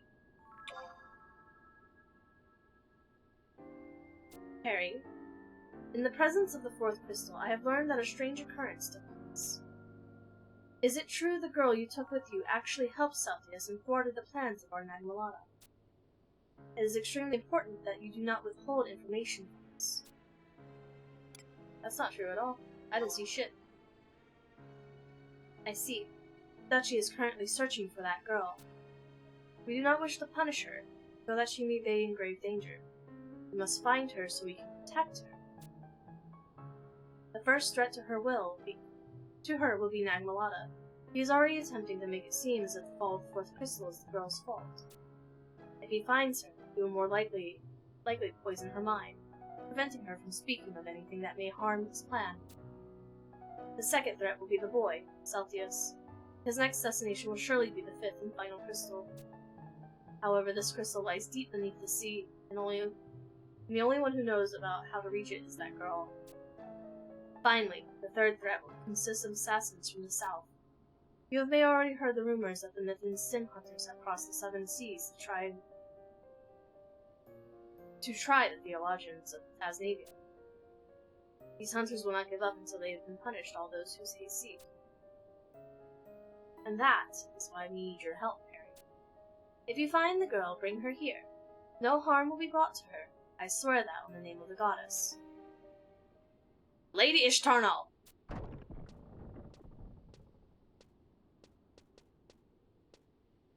Perry, did you tell them everything that happened in the Northern Lands? Yeah. I told them how much you fucking suck. My plan was flawless. If it wasn't for that despicable girl, Prish, I would have captured ᴛᴇs, and this whole ordeal would have been solved. That girl heard the whisper of ᴛᴇs' soul, sang the Memorial of Soda, and helped him escape. A testament of affinity she possesses. It connects the hearts and souls of men. ᴛᴇs has been using that to control her. But now, we have a chance to find his true intentions. If we can capture the girl, we can use her to tap into ᴛᴇs' mind. We can learn if he truly arrived to save Altiu. You miserable man. Are you saying that ᴛᴇs does not know our crusade ended long ago? You fool! Are you saying that ᴛᴇs does not know that the celestial capital was destroyed long ago? Perhaps it is we who do not know the true outcome of the crusade or the true fate of our capital. I propose that an expedition be sent to Altiu. There, where we may find answers to why ᴛᴇs survived all these centuries, and why he continues to poison the mother crystals. And that is why we must first investigate the line leading to the fifth crystal. Please, grant me access to the crystal terminal. I understand why you feel an expedition to Altiu is necessary. However, the Armorthon Society has already made a decision on this matter. It is to recall that you have been given orders to research the Moblin city that was discovered near Baston. Oh, that was the other guy talking. Ooh. All affairs concerning ᴛᴇs has been left to ᴛᴇs. You are not to interfere. But Lady ᴛᴇs has been given the assignment of Bahamut. ᴛᴇs is a much graver problem than you can imagine. I do not think. Yes, you do not think! Did you really believe attacking the boy with the Eye of Altana would defeat him? Your imprudence is the cause of all of our troubles! But... ᴛᴇ, do not misunderstand us. The Society does not intend to pry at your faults. The reason we have entrusted you with the Moblin investigation is because of your excellent clue powers to negotiate are vital for the success of this mission. But, Lady ᴛᴇs, you do not realize how powerful the boy has become. Now with the eye gone and the path to the fifth crystal sealed, how do you plan on dealing with him? I don't even think you have a plan. Very well. Let me inform you of how we plan to stop ᴛᴇs. We can draw him forth without traveling to the fifth crystal. We can seal him without your precious Eye of Altana. How? You can hear me, can you not, ᴛᴇs? It is I who possesses the other amulet you seek. I am awaiting ᴛᴇs. Come and fulfill the pact.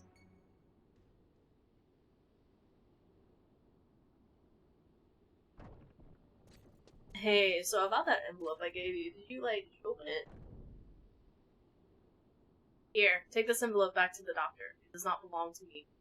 Bitch, it has your name on it. Your name. In fancy cursive writing right here.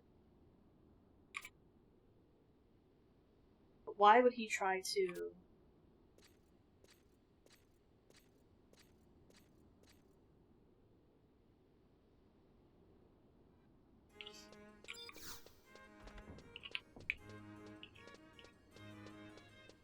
I'ma go throw dirt on it.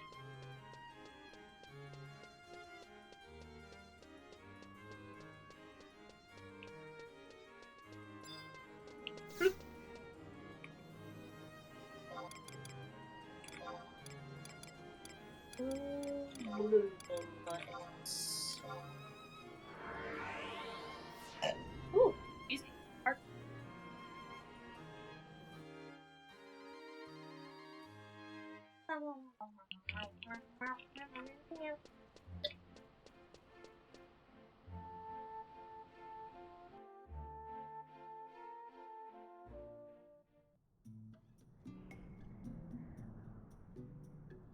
Not skipping a step, right?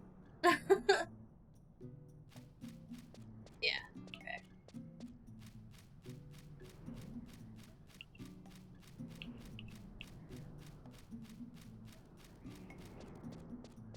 Oh, golly gee, wow, he said this note was not for him.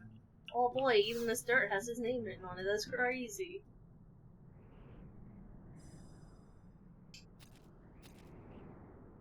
Do not find anything of interest there, Perry. I found this rock. This place,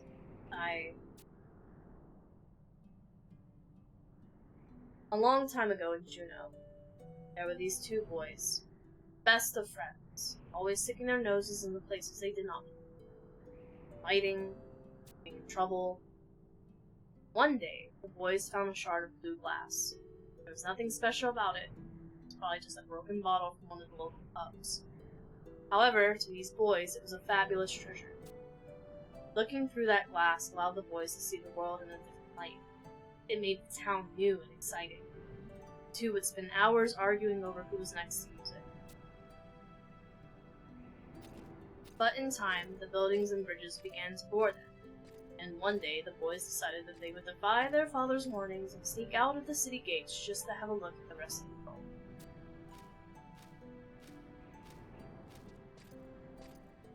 For a member of the Ducal Guard, coming this far is a simple task. For two young boys who have never ventured beyond the borders of their hometown, their little journey was a grand adventure. And on that journey, they brought their treasure.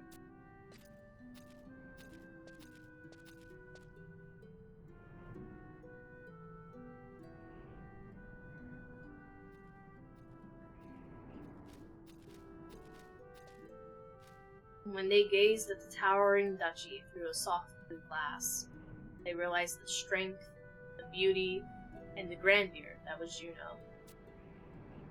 They were awestruck by the sight of their hometown. The excitement they felt by watching Juneau from that spot drew them back numerous times. However, one day, one of the boys said a strange thing. Juneau's amazing, whether you look at it through a glass or not. Girl. It has been a long time since we both visited this place. Look at the city. It's just as beautiful today as the day of when we were boys, would you say, Wolf? Why have you come here, Mongero? I've just been so busy lately. I thought I would come here to rest a spell. Why are you here? I was just patrolling the area. I see. Wolfgang, you know the glass is mine. What? Do you remember when we buried it? You said that treasure's yours. I don't need it anymore. I never said such thing. Where's your proof? Do you have it in writing? Huh? I don't see any signatures. Huh. Some things never do change, do they, Wolf? If you want it, it's yours. The shard should still be right there where we buried it. No. That treasure was neither mine nor yours. It was ours. Wolf. The true reason I came here was to bury the glass. I guess I never told you that I dug it up and kept it in my room.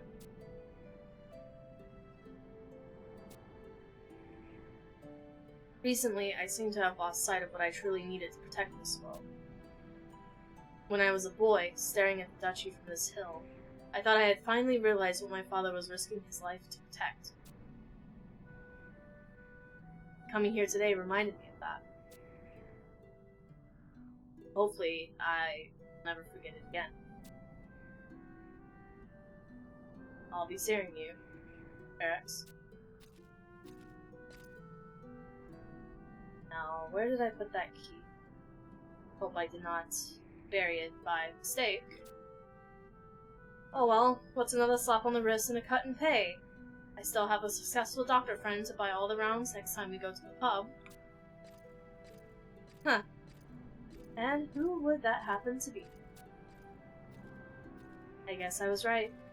My old friend hasn't changed a bit. Ah, Harry, if I were you, I would see that the captain has buried what captain has buried over there. I have a feeling that it is something that may be useful to you in your quest. But as I request that you leave the other treasure where it rests, allow the memories of two young boys to live on, even if it's just for a little while longer.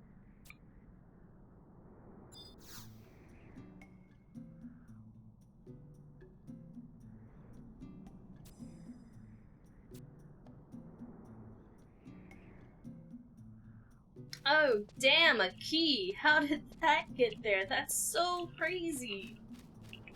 Isn't that crazy, guys? Like, that used to just be a little rock with a little W scribbled into it with a piece of glass, and now, oh my god, it's a key! It's like alchemy!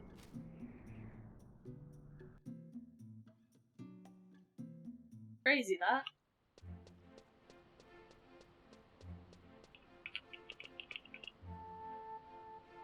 Come on, there you are.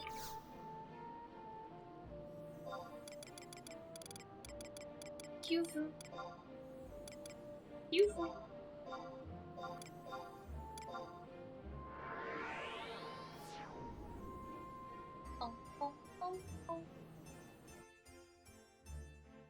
I still have to go to ḻ骚ᴍᴇs again?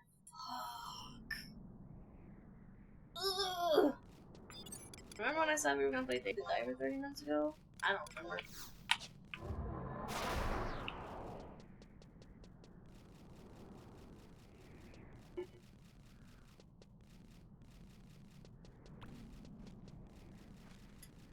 Spicy. Right, Cement door, first floor, bastard hall.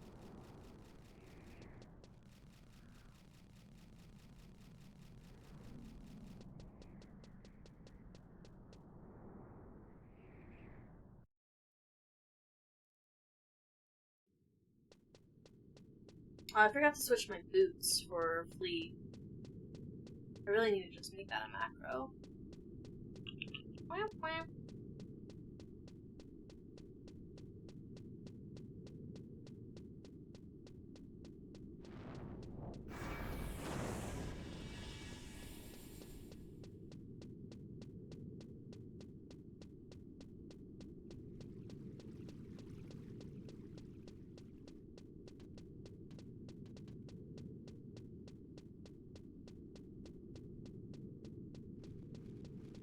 This is a hall, yes?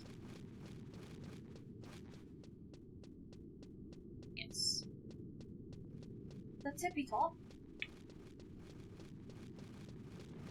Look at all those chickens.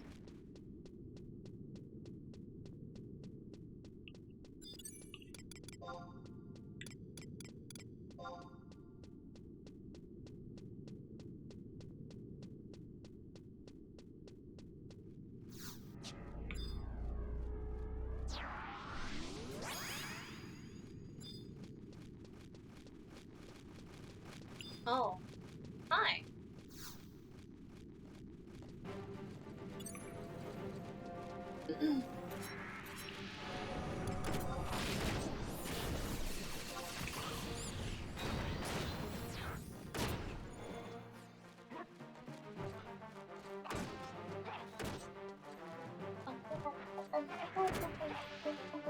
Someone else is doing their chains too.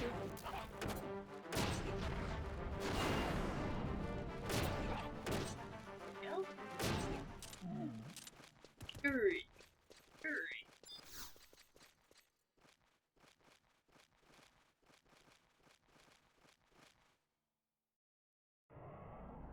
Harry, where did you get that key?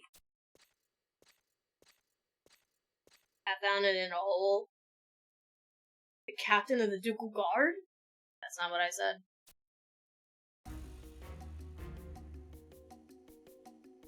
Is this 봛Ｓōḻis? I can't even fucking remember. I feel like it is. Absolutely is. Well, well, well. Excellent timing. Great minds think alike, wouldn't you say, Harry Tenzen? I never thought it would be you two who helped me.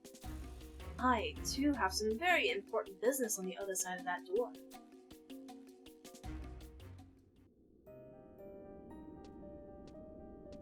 What a grand sight.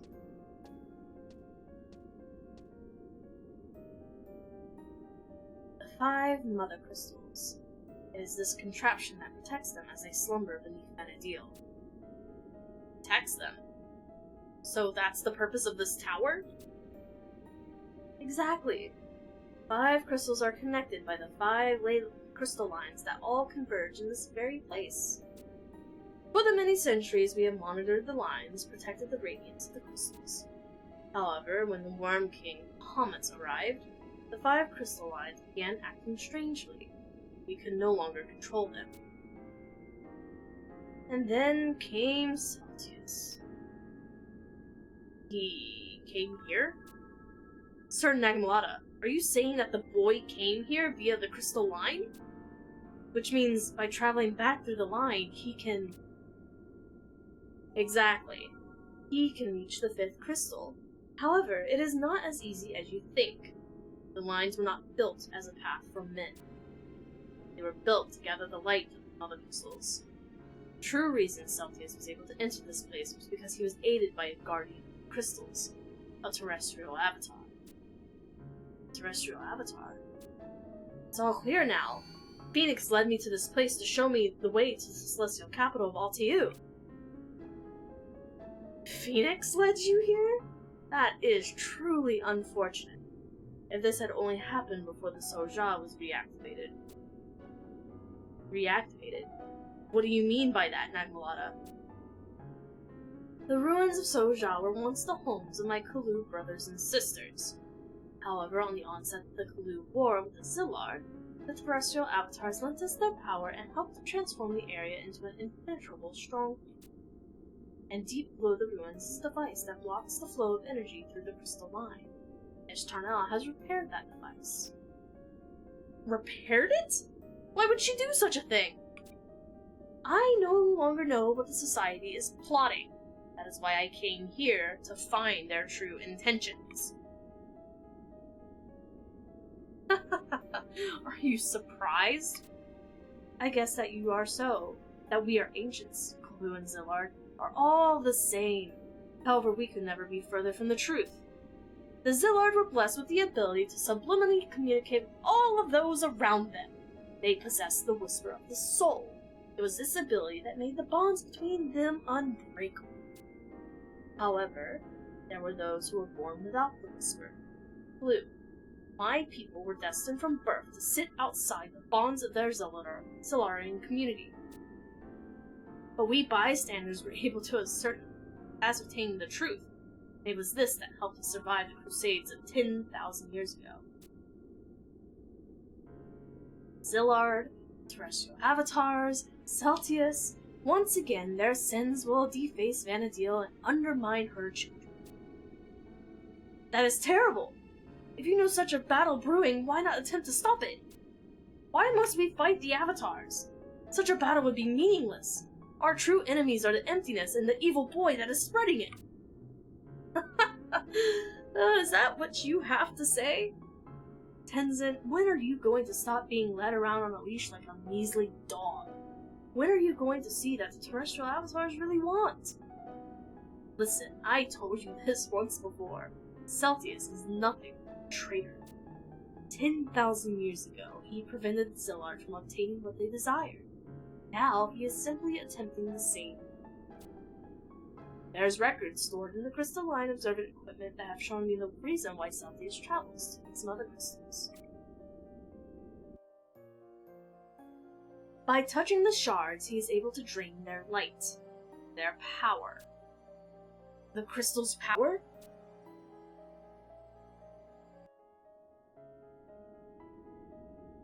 To accomplish our task, we had to gather the power of the crystals and fuse it into one.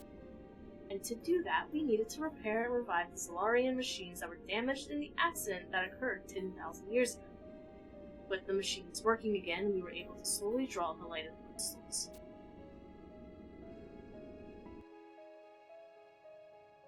When he realized that he could not single-handedly take on the whole nation of Juno, he turned to the crystals instead. And when he laid his hands upon them, their power flowed from the faucets like rushing water into a broken dam. This sudden loss of power resulted in the disruption in the space surrounding the crystals. Without the life-giving light of the crystals shining upon it, the space became overwhelmed with darkness, with emptiness.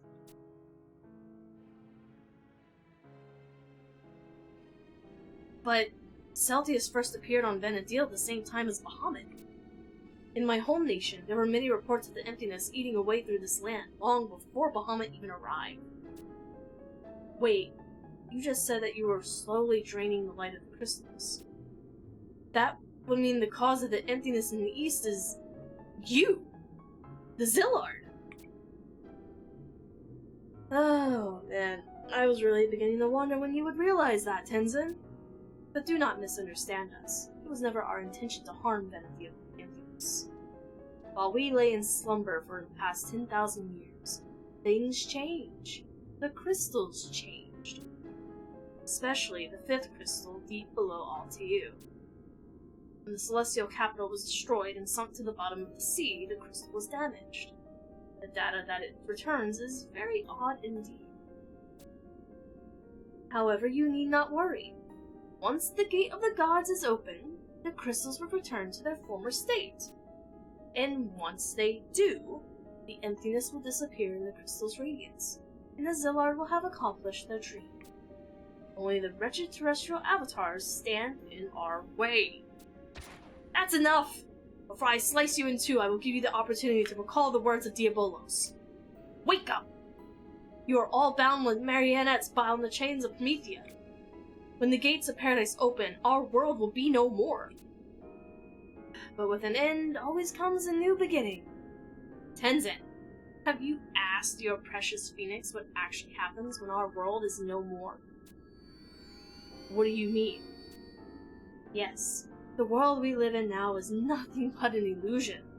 Compared to paradise, Vana'diel is a cesspool festering with pain and suffering, lost hopes and dreams.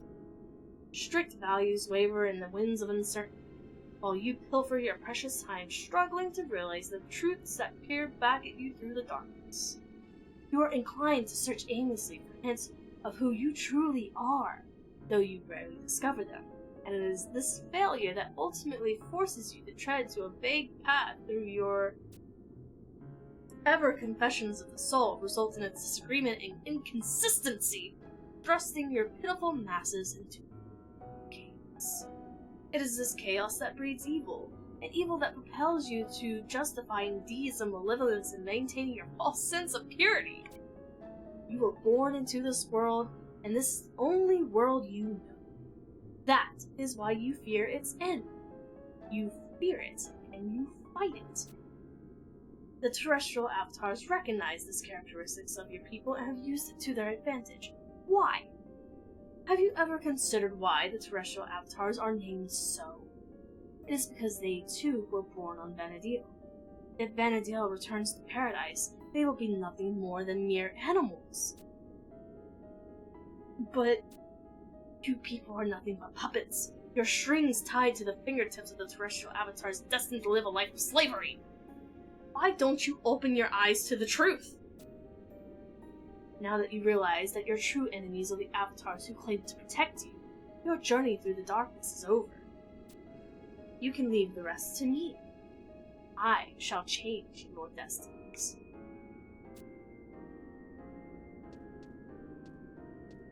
The light Celtius has gathered from the Mother Crystals. If the celestial capital of Altios still does exist, then the Zillar's plan is... This monitoring device will inform me of the crystal's memories.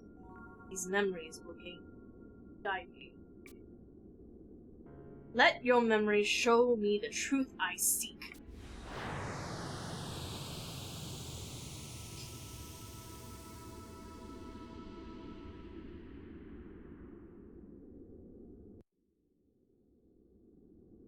Destiny, you say? Shouldn't we be fighting pirates or some shit?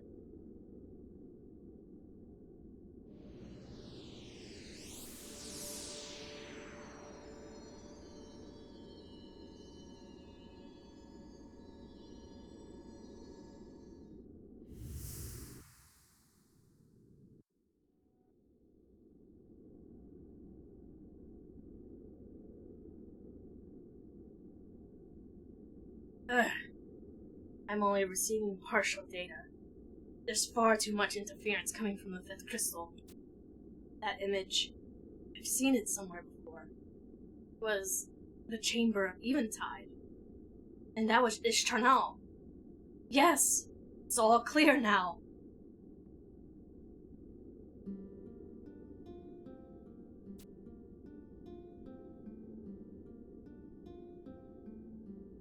Could it be? Nagmalada just said that the terrestrial avatars are using us. Using us to prevent people from waking up and realizing the truth? But if that's true, then the people who gave their lives for this flame, Phoenix, answer me! To grant you this form, lives were lost, villages destroyed. The lifeblood you drank from my people, was it not to save Vana'diel?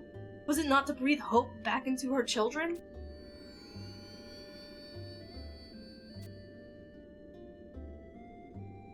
Once again you tell me to visit Fenrir.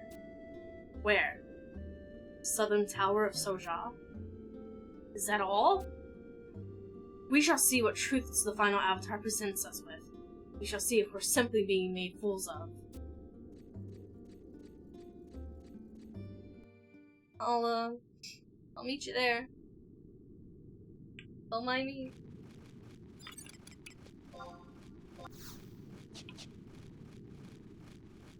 Alright, I can't snooze this thing anymore before we get there, so I'll see you guys in 3 minutes while I traverse all the way back to Soja again. Excuse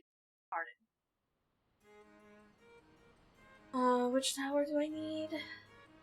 Battalion Downs. The Butter Downs.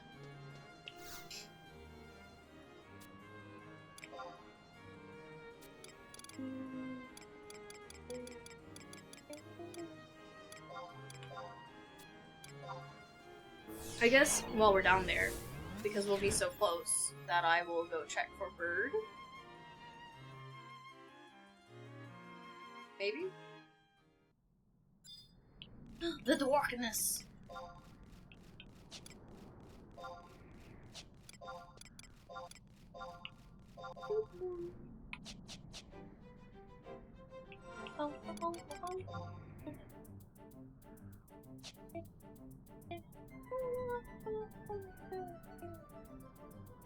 They need to throw this music in the back of like a little like animated pizzeria.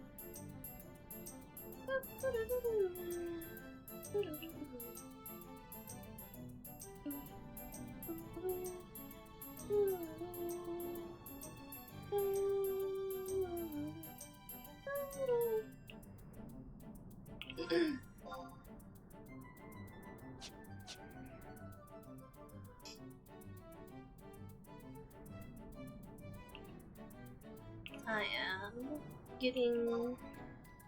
Eepy's the wrong word. We don't think me getting eepy. We think me just getting restless. Ugh. Been sitting here for almost 4 hours.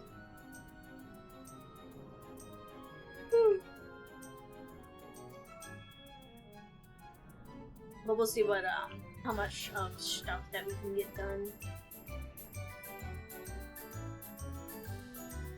I'm debating if I actually want to eat any more tonight, because I had my brownie snack, and I had 2 plates at lunch. Realistically, I could probably just pack lunch for tomorrow and be okay? Questionable intent?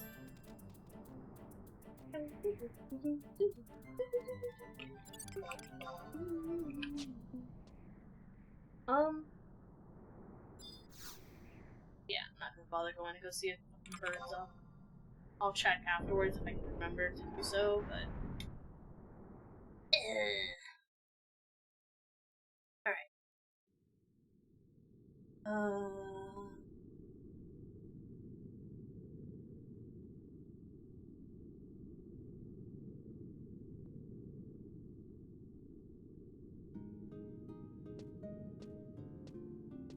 Oh, I didn't know the cutscene starts as soon as you walk in. Oop. Oop. Oh, everybody's back anyway. Welcome back anyway. Okay, well. Perry! I'm truly sorry. You didn't have to come. It is my fault that you became a tool of the terrestrial avatars. The Phoenix Blade has confirmed what µ has said. When the gates of paradise open, the terrestrial avatars will return to their original form, mere beast. Hello there. The slumbering gods will awake, and Venedil as we know it will be transformed into a paradise blessed with their glory. However, in their awakening, the Lord of Chaos shall also return. Whether this is good or bad, not even Phoenix knows. Not even Phoenix knows. And so countless lives were lost in my country to the far east. Phoenix Blade was forged in the flames of resurrection, flames left by Phoenix. Its sole purpose to destroy the emptiness. However, it lacked the power to fulfill that mission. It required a strength only by obtaining and taking innocent lives. The number of people who were ultimately sacrificed is unspeakable. Bandits and criminals were the first to be taken. Soon, villages that could not pay their tributes began offering sacrifices in place of money or crops. Finally, the lives of those who had fallen into a slumber of emptiness were taken as they slept, unaware of the fate that had befallen them. To you, the tactics chosen by my country may sound barbaric. However, my people realized that this was only part of their destiny. They accept their deaths in exchange to prevent the deaths of all others. They know that by their passing, they will have protected the world of their children and grandchildren that will inherit.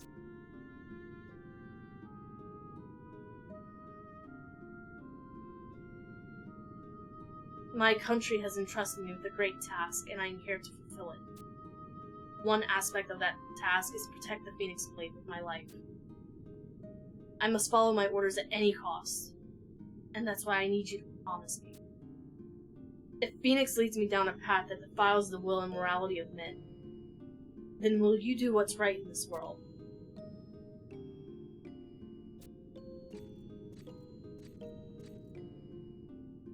Now I must continue, Perry. It is said that deep within this tower the power of Fenrir sleeps, and one can speak with the Avatar if his power is released. I can only pray that my spirit remains as strong as yours.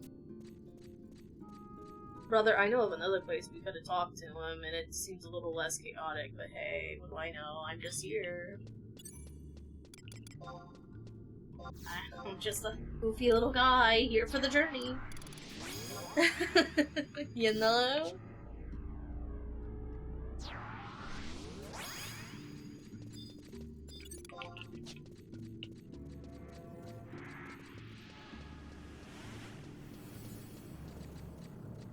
Oh, this is the one that has hidden doors and hidden shit, right?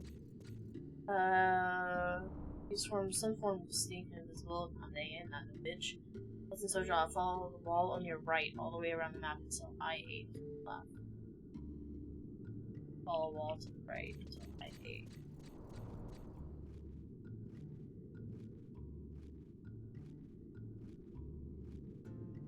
Oh, okay, yeah, I understand.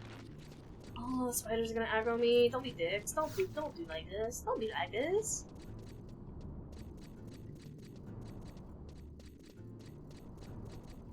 Right, is these doors shut behind me? Yeah. Don't be like this.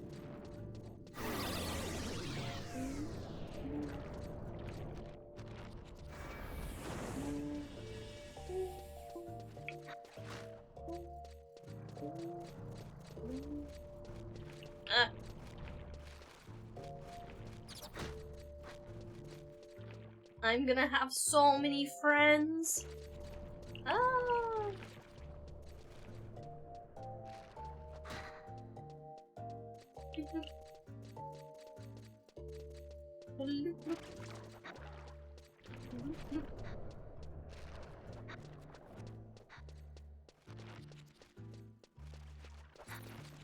Wee!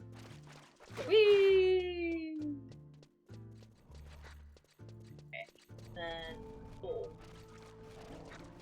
oh. That, ooh. Well, down we go. Yoo-hoo! Are they gonna follow us down here? Oh, they do!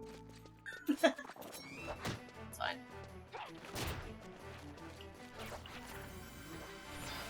Your husband's letting me die? No healing grenade? Smiley face?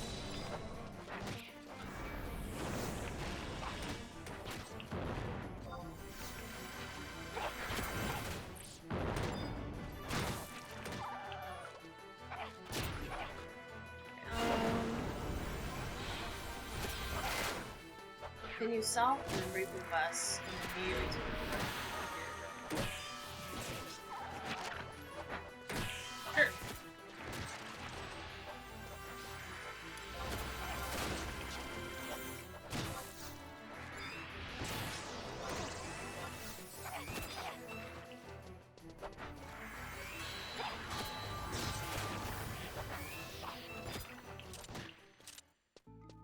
Easy.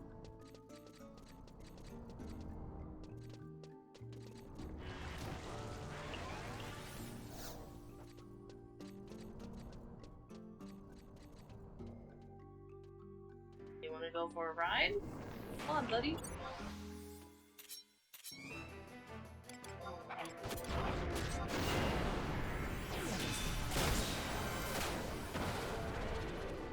Crazy that.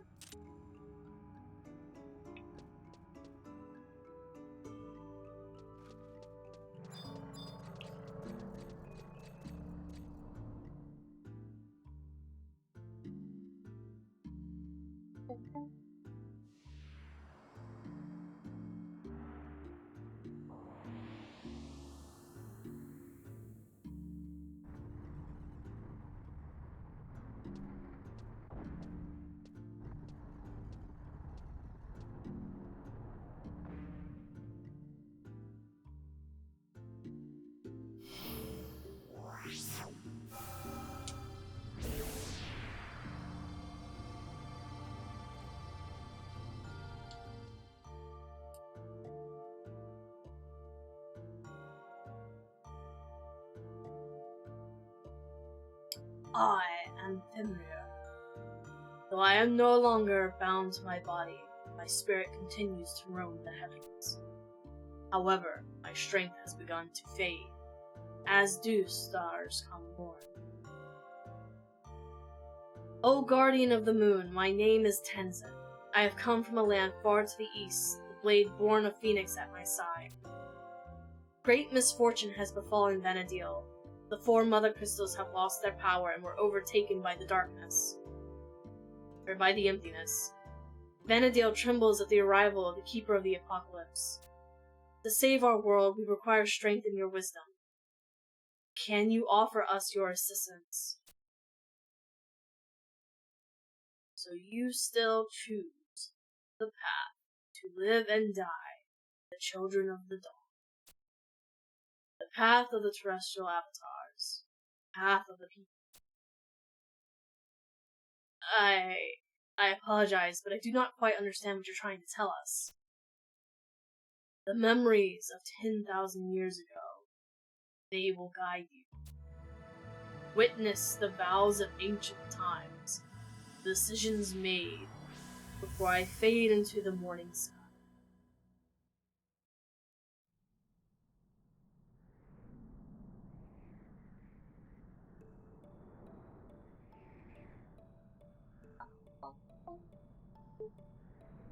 Where are we? Could this be Finmer's vision?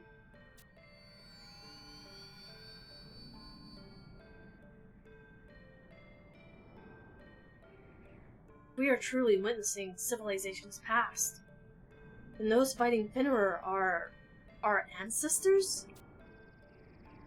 Listen carefully, people of Vanadil. Though you have accepted the Twilight, you still choose to remain in this world. You did not heed our warnings, and now the lights of the crystals have begun to fade. Chaos is upon you. There is nothing more we can do for you. We no longer have time to idle chatter. If you wish to remain as you are, leave this place immediately. There is still time before the pact between the terrestrial avatars and 봪ᴇs is fulfilled. Go, live your lives, until the flame of your souls has flickered out. Wait. Our future is not yet decided. We have come to request of you a new destiny. A new destiny? I shall repeat myself one last time. Your destinies have been recorded to the pages of the universe. Answer given by the Mother Crystals were truth. The memories of the crystals have been uttered. These words cannot be changed. Yes, we understand. As time passes, the life force that dwells within all of us becomes tainted. Darkness is born. And then comes the one who harbors the darkness, the keeper of the apocalypse. He will lead us into the twilight. This destiny is not decided by you. It cannot be changed using even the divination powers of the stars or moon. It is a given. However, I traveled to my homeland and I spoke with the dying 봪ᴇs. And he told me if the keeper of the apocalypse is defeated, then the pact with the terrestrial avatars would be broken. You are correct. But you can only succeed by first breaking the chains that bind your people. With 봪ᴇs gone, who is left there with strength, the courage to accomplish this daunting task? Who is there left to bear forth an answer for answerless riddle? I am. I have found the answer. 봪ᴇs told me what he was trying to accomplish because he had wished for me to continue in his footsteps. That cannot be.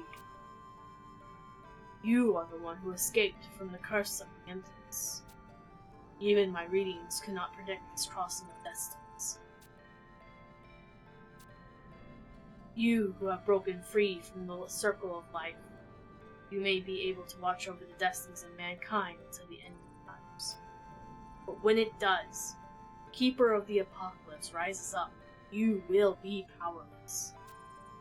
You will witness every man, every woman on Vanadil blindly march into the void of twilight. Their arrogance, their apathy, cowardice, rage, and envy drawing them deeper and deeper into darkness. Yes, however, there is still hope. The life force of men is strong. They will preserve along the river of time until an answer is found. Fenrir, guardian of the moon, we await your divination. Tell us the fated era. Tell us the fated land. If only when and where the keeper of the apocalypse will rise forth, we will find a way to defeat him. Mankind will find a way. Fated era. The fated land. The hardships that accompany the destiny you so desire to bear are beyond that you could even imagine. However, this is maybe the only true form of retribution for your past sins. Are you ready to take upon your back the destiny of all of mankind? Then I am not one to stand in your way. Let the moon reading begin.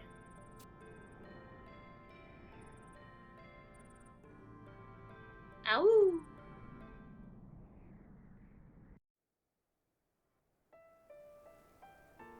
And so, destiny has spoken. After 10,000 years of sleep, the Keeper of the Apocalypse will rise again. In Tasnavia.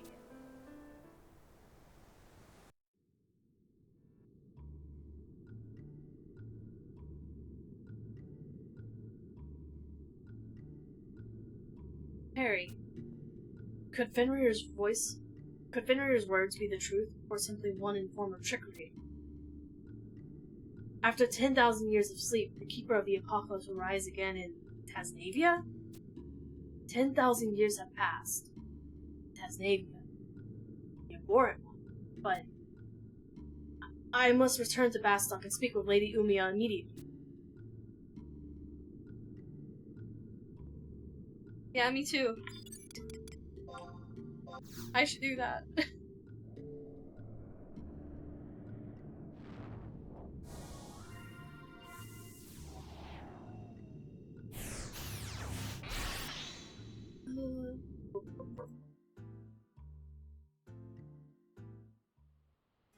One more cutscene to go, guys. One more cutscene to go.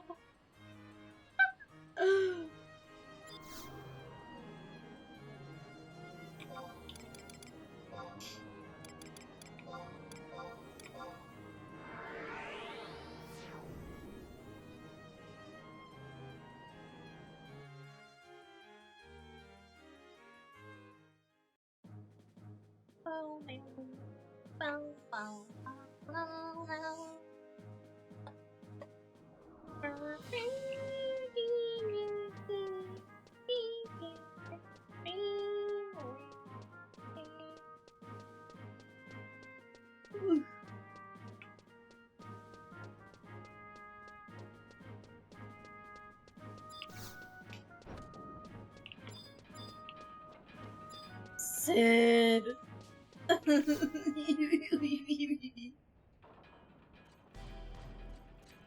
Master Sid, has Lady Umia returned?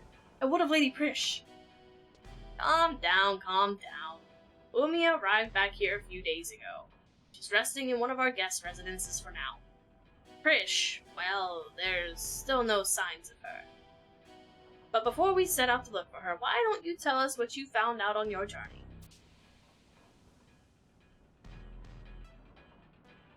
The terrestrial avatars told you that? It's so hard to believe, but some of the things that Nagmalana say do make a lot of sense. For example, the strange readings from the crags. I've studied those as well. But I'd never imagined that the remnants of the ancients were trying to do something as crazy as that, using the lines to converge the energy of all 5 crystals, and ultimately use that concentrated power to open the gates of paradise. I'm not positive, but with that much energy, opening the gates may not be as impossible as it sounds. And with all the technology these hooded scientists in Juneau have.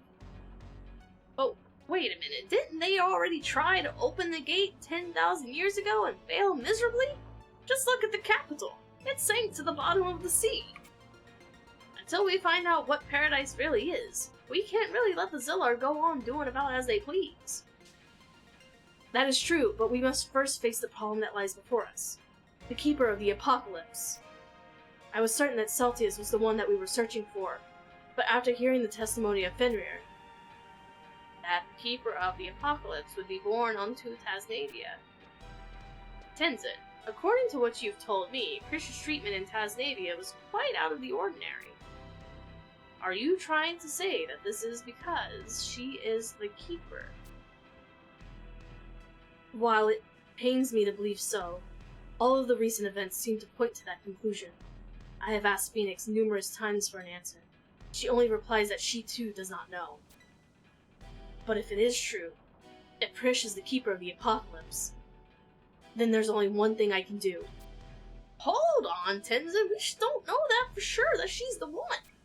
Yeah, she's a little rude, a little crude, and a heck of a lot wilder than I like most of my company. But once you get past that, you realize that she's one of the most honest people you will ever meet. I can't imagine her lying to a soul, let alone being untrue to herself. Tenzen, you can't truly believe she's inherited the will of Promathia, can you? However, I cannot doubt what I saw. I believe that Fenrir showed me what he did for a reason. It is the sole wish of the terrestrial avatars to keep the gates of paradise closed. Anyone who attempts to open the gates will undoubtedly become their enemy. Perhaps the will of Promathia remains dormant within Lady Krish. Perhaps she simply has not realized that she carries the seed of Twilight. Alright. But I'm gonna have to ask you to refrain from questioning Umiya until Louverance gets back. We don't want to jump to any conclusions before we've grasped the whole picture. Tenzen, I believe that you blame yourself for not being able to find Krish, but I do think of poor Umiya and how she would react. Very well, Master Sid. I promise I will not speak of what I sold to Lady Umiya until she returns with Sir Louverance. If it's not much to ask, might I inquire as to where she's staying? Rabbit, show Tenzen to Umiya's room.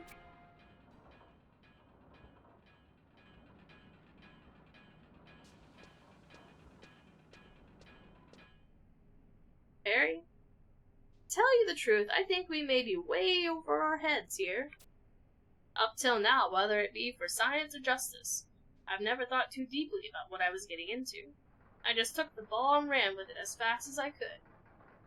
But this time a little voice in the back of my head is telling me I should be careful. I don't know, maybe I'm just getting old. It's those ancients you keep talking about. If they're rooted firmly in Juno, there may not be anything we can do to pull them out. Fighting worms and beastmen's bad enough. I shudder to think of what would happen if the Duchy's army was thrown into the mix. And then there's something else that's been bothering me. This far eastern country that Tenzen has supposedly traveled from. Even the pirates of Nord know little about it. How do we know we can really trust him? Who speaks the truth and who peddles lies? Coming harder and harder to tell. I see a storm brewing on our horizon. If we don't take care, our ship may sink, and everything we've fought up for now may be lost. If you really want to save your nation and its people, you have to be strong. See things with your own eyes. Make decisions with your own heart. Don't be fooled by those with ulterior motives. Oh. Sorry about that, Perry. I didn't mean to sound like a father scolding his daughter. Louverance mentioned that he was going to go begin his search for Alteu in Tasnavia. Hurry, you might be able to catch up with him.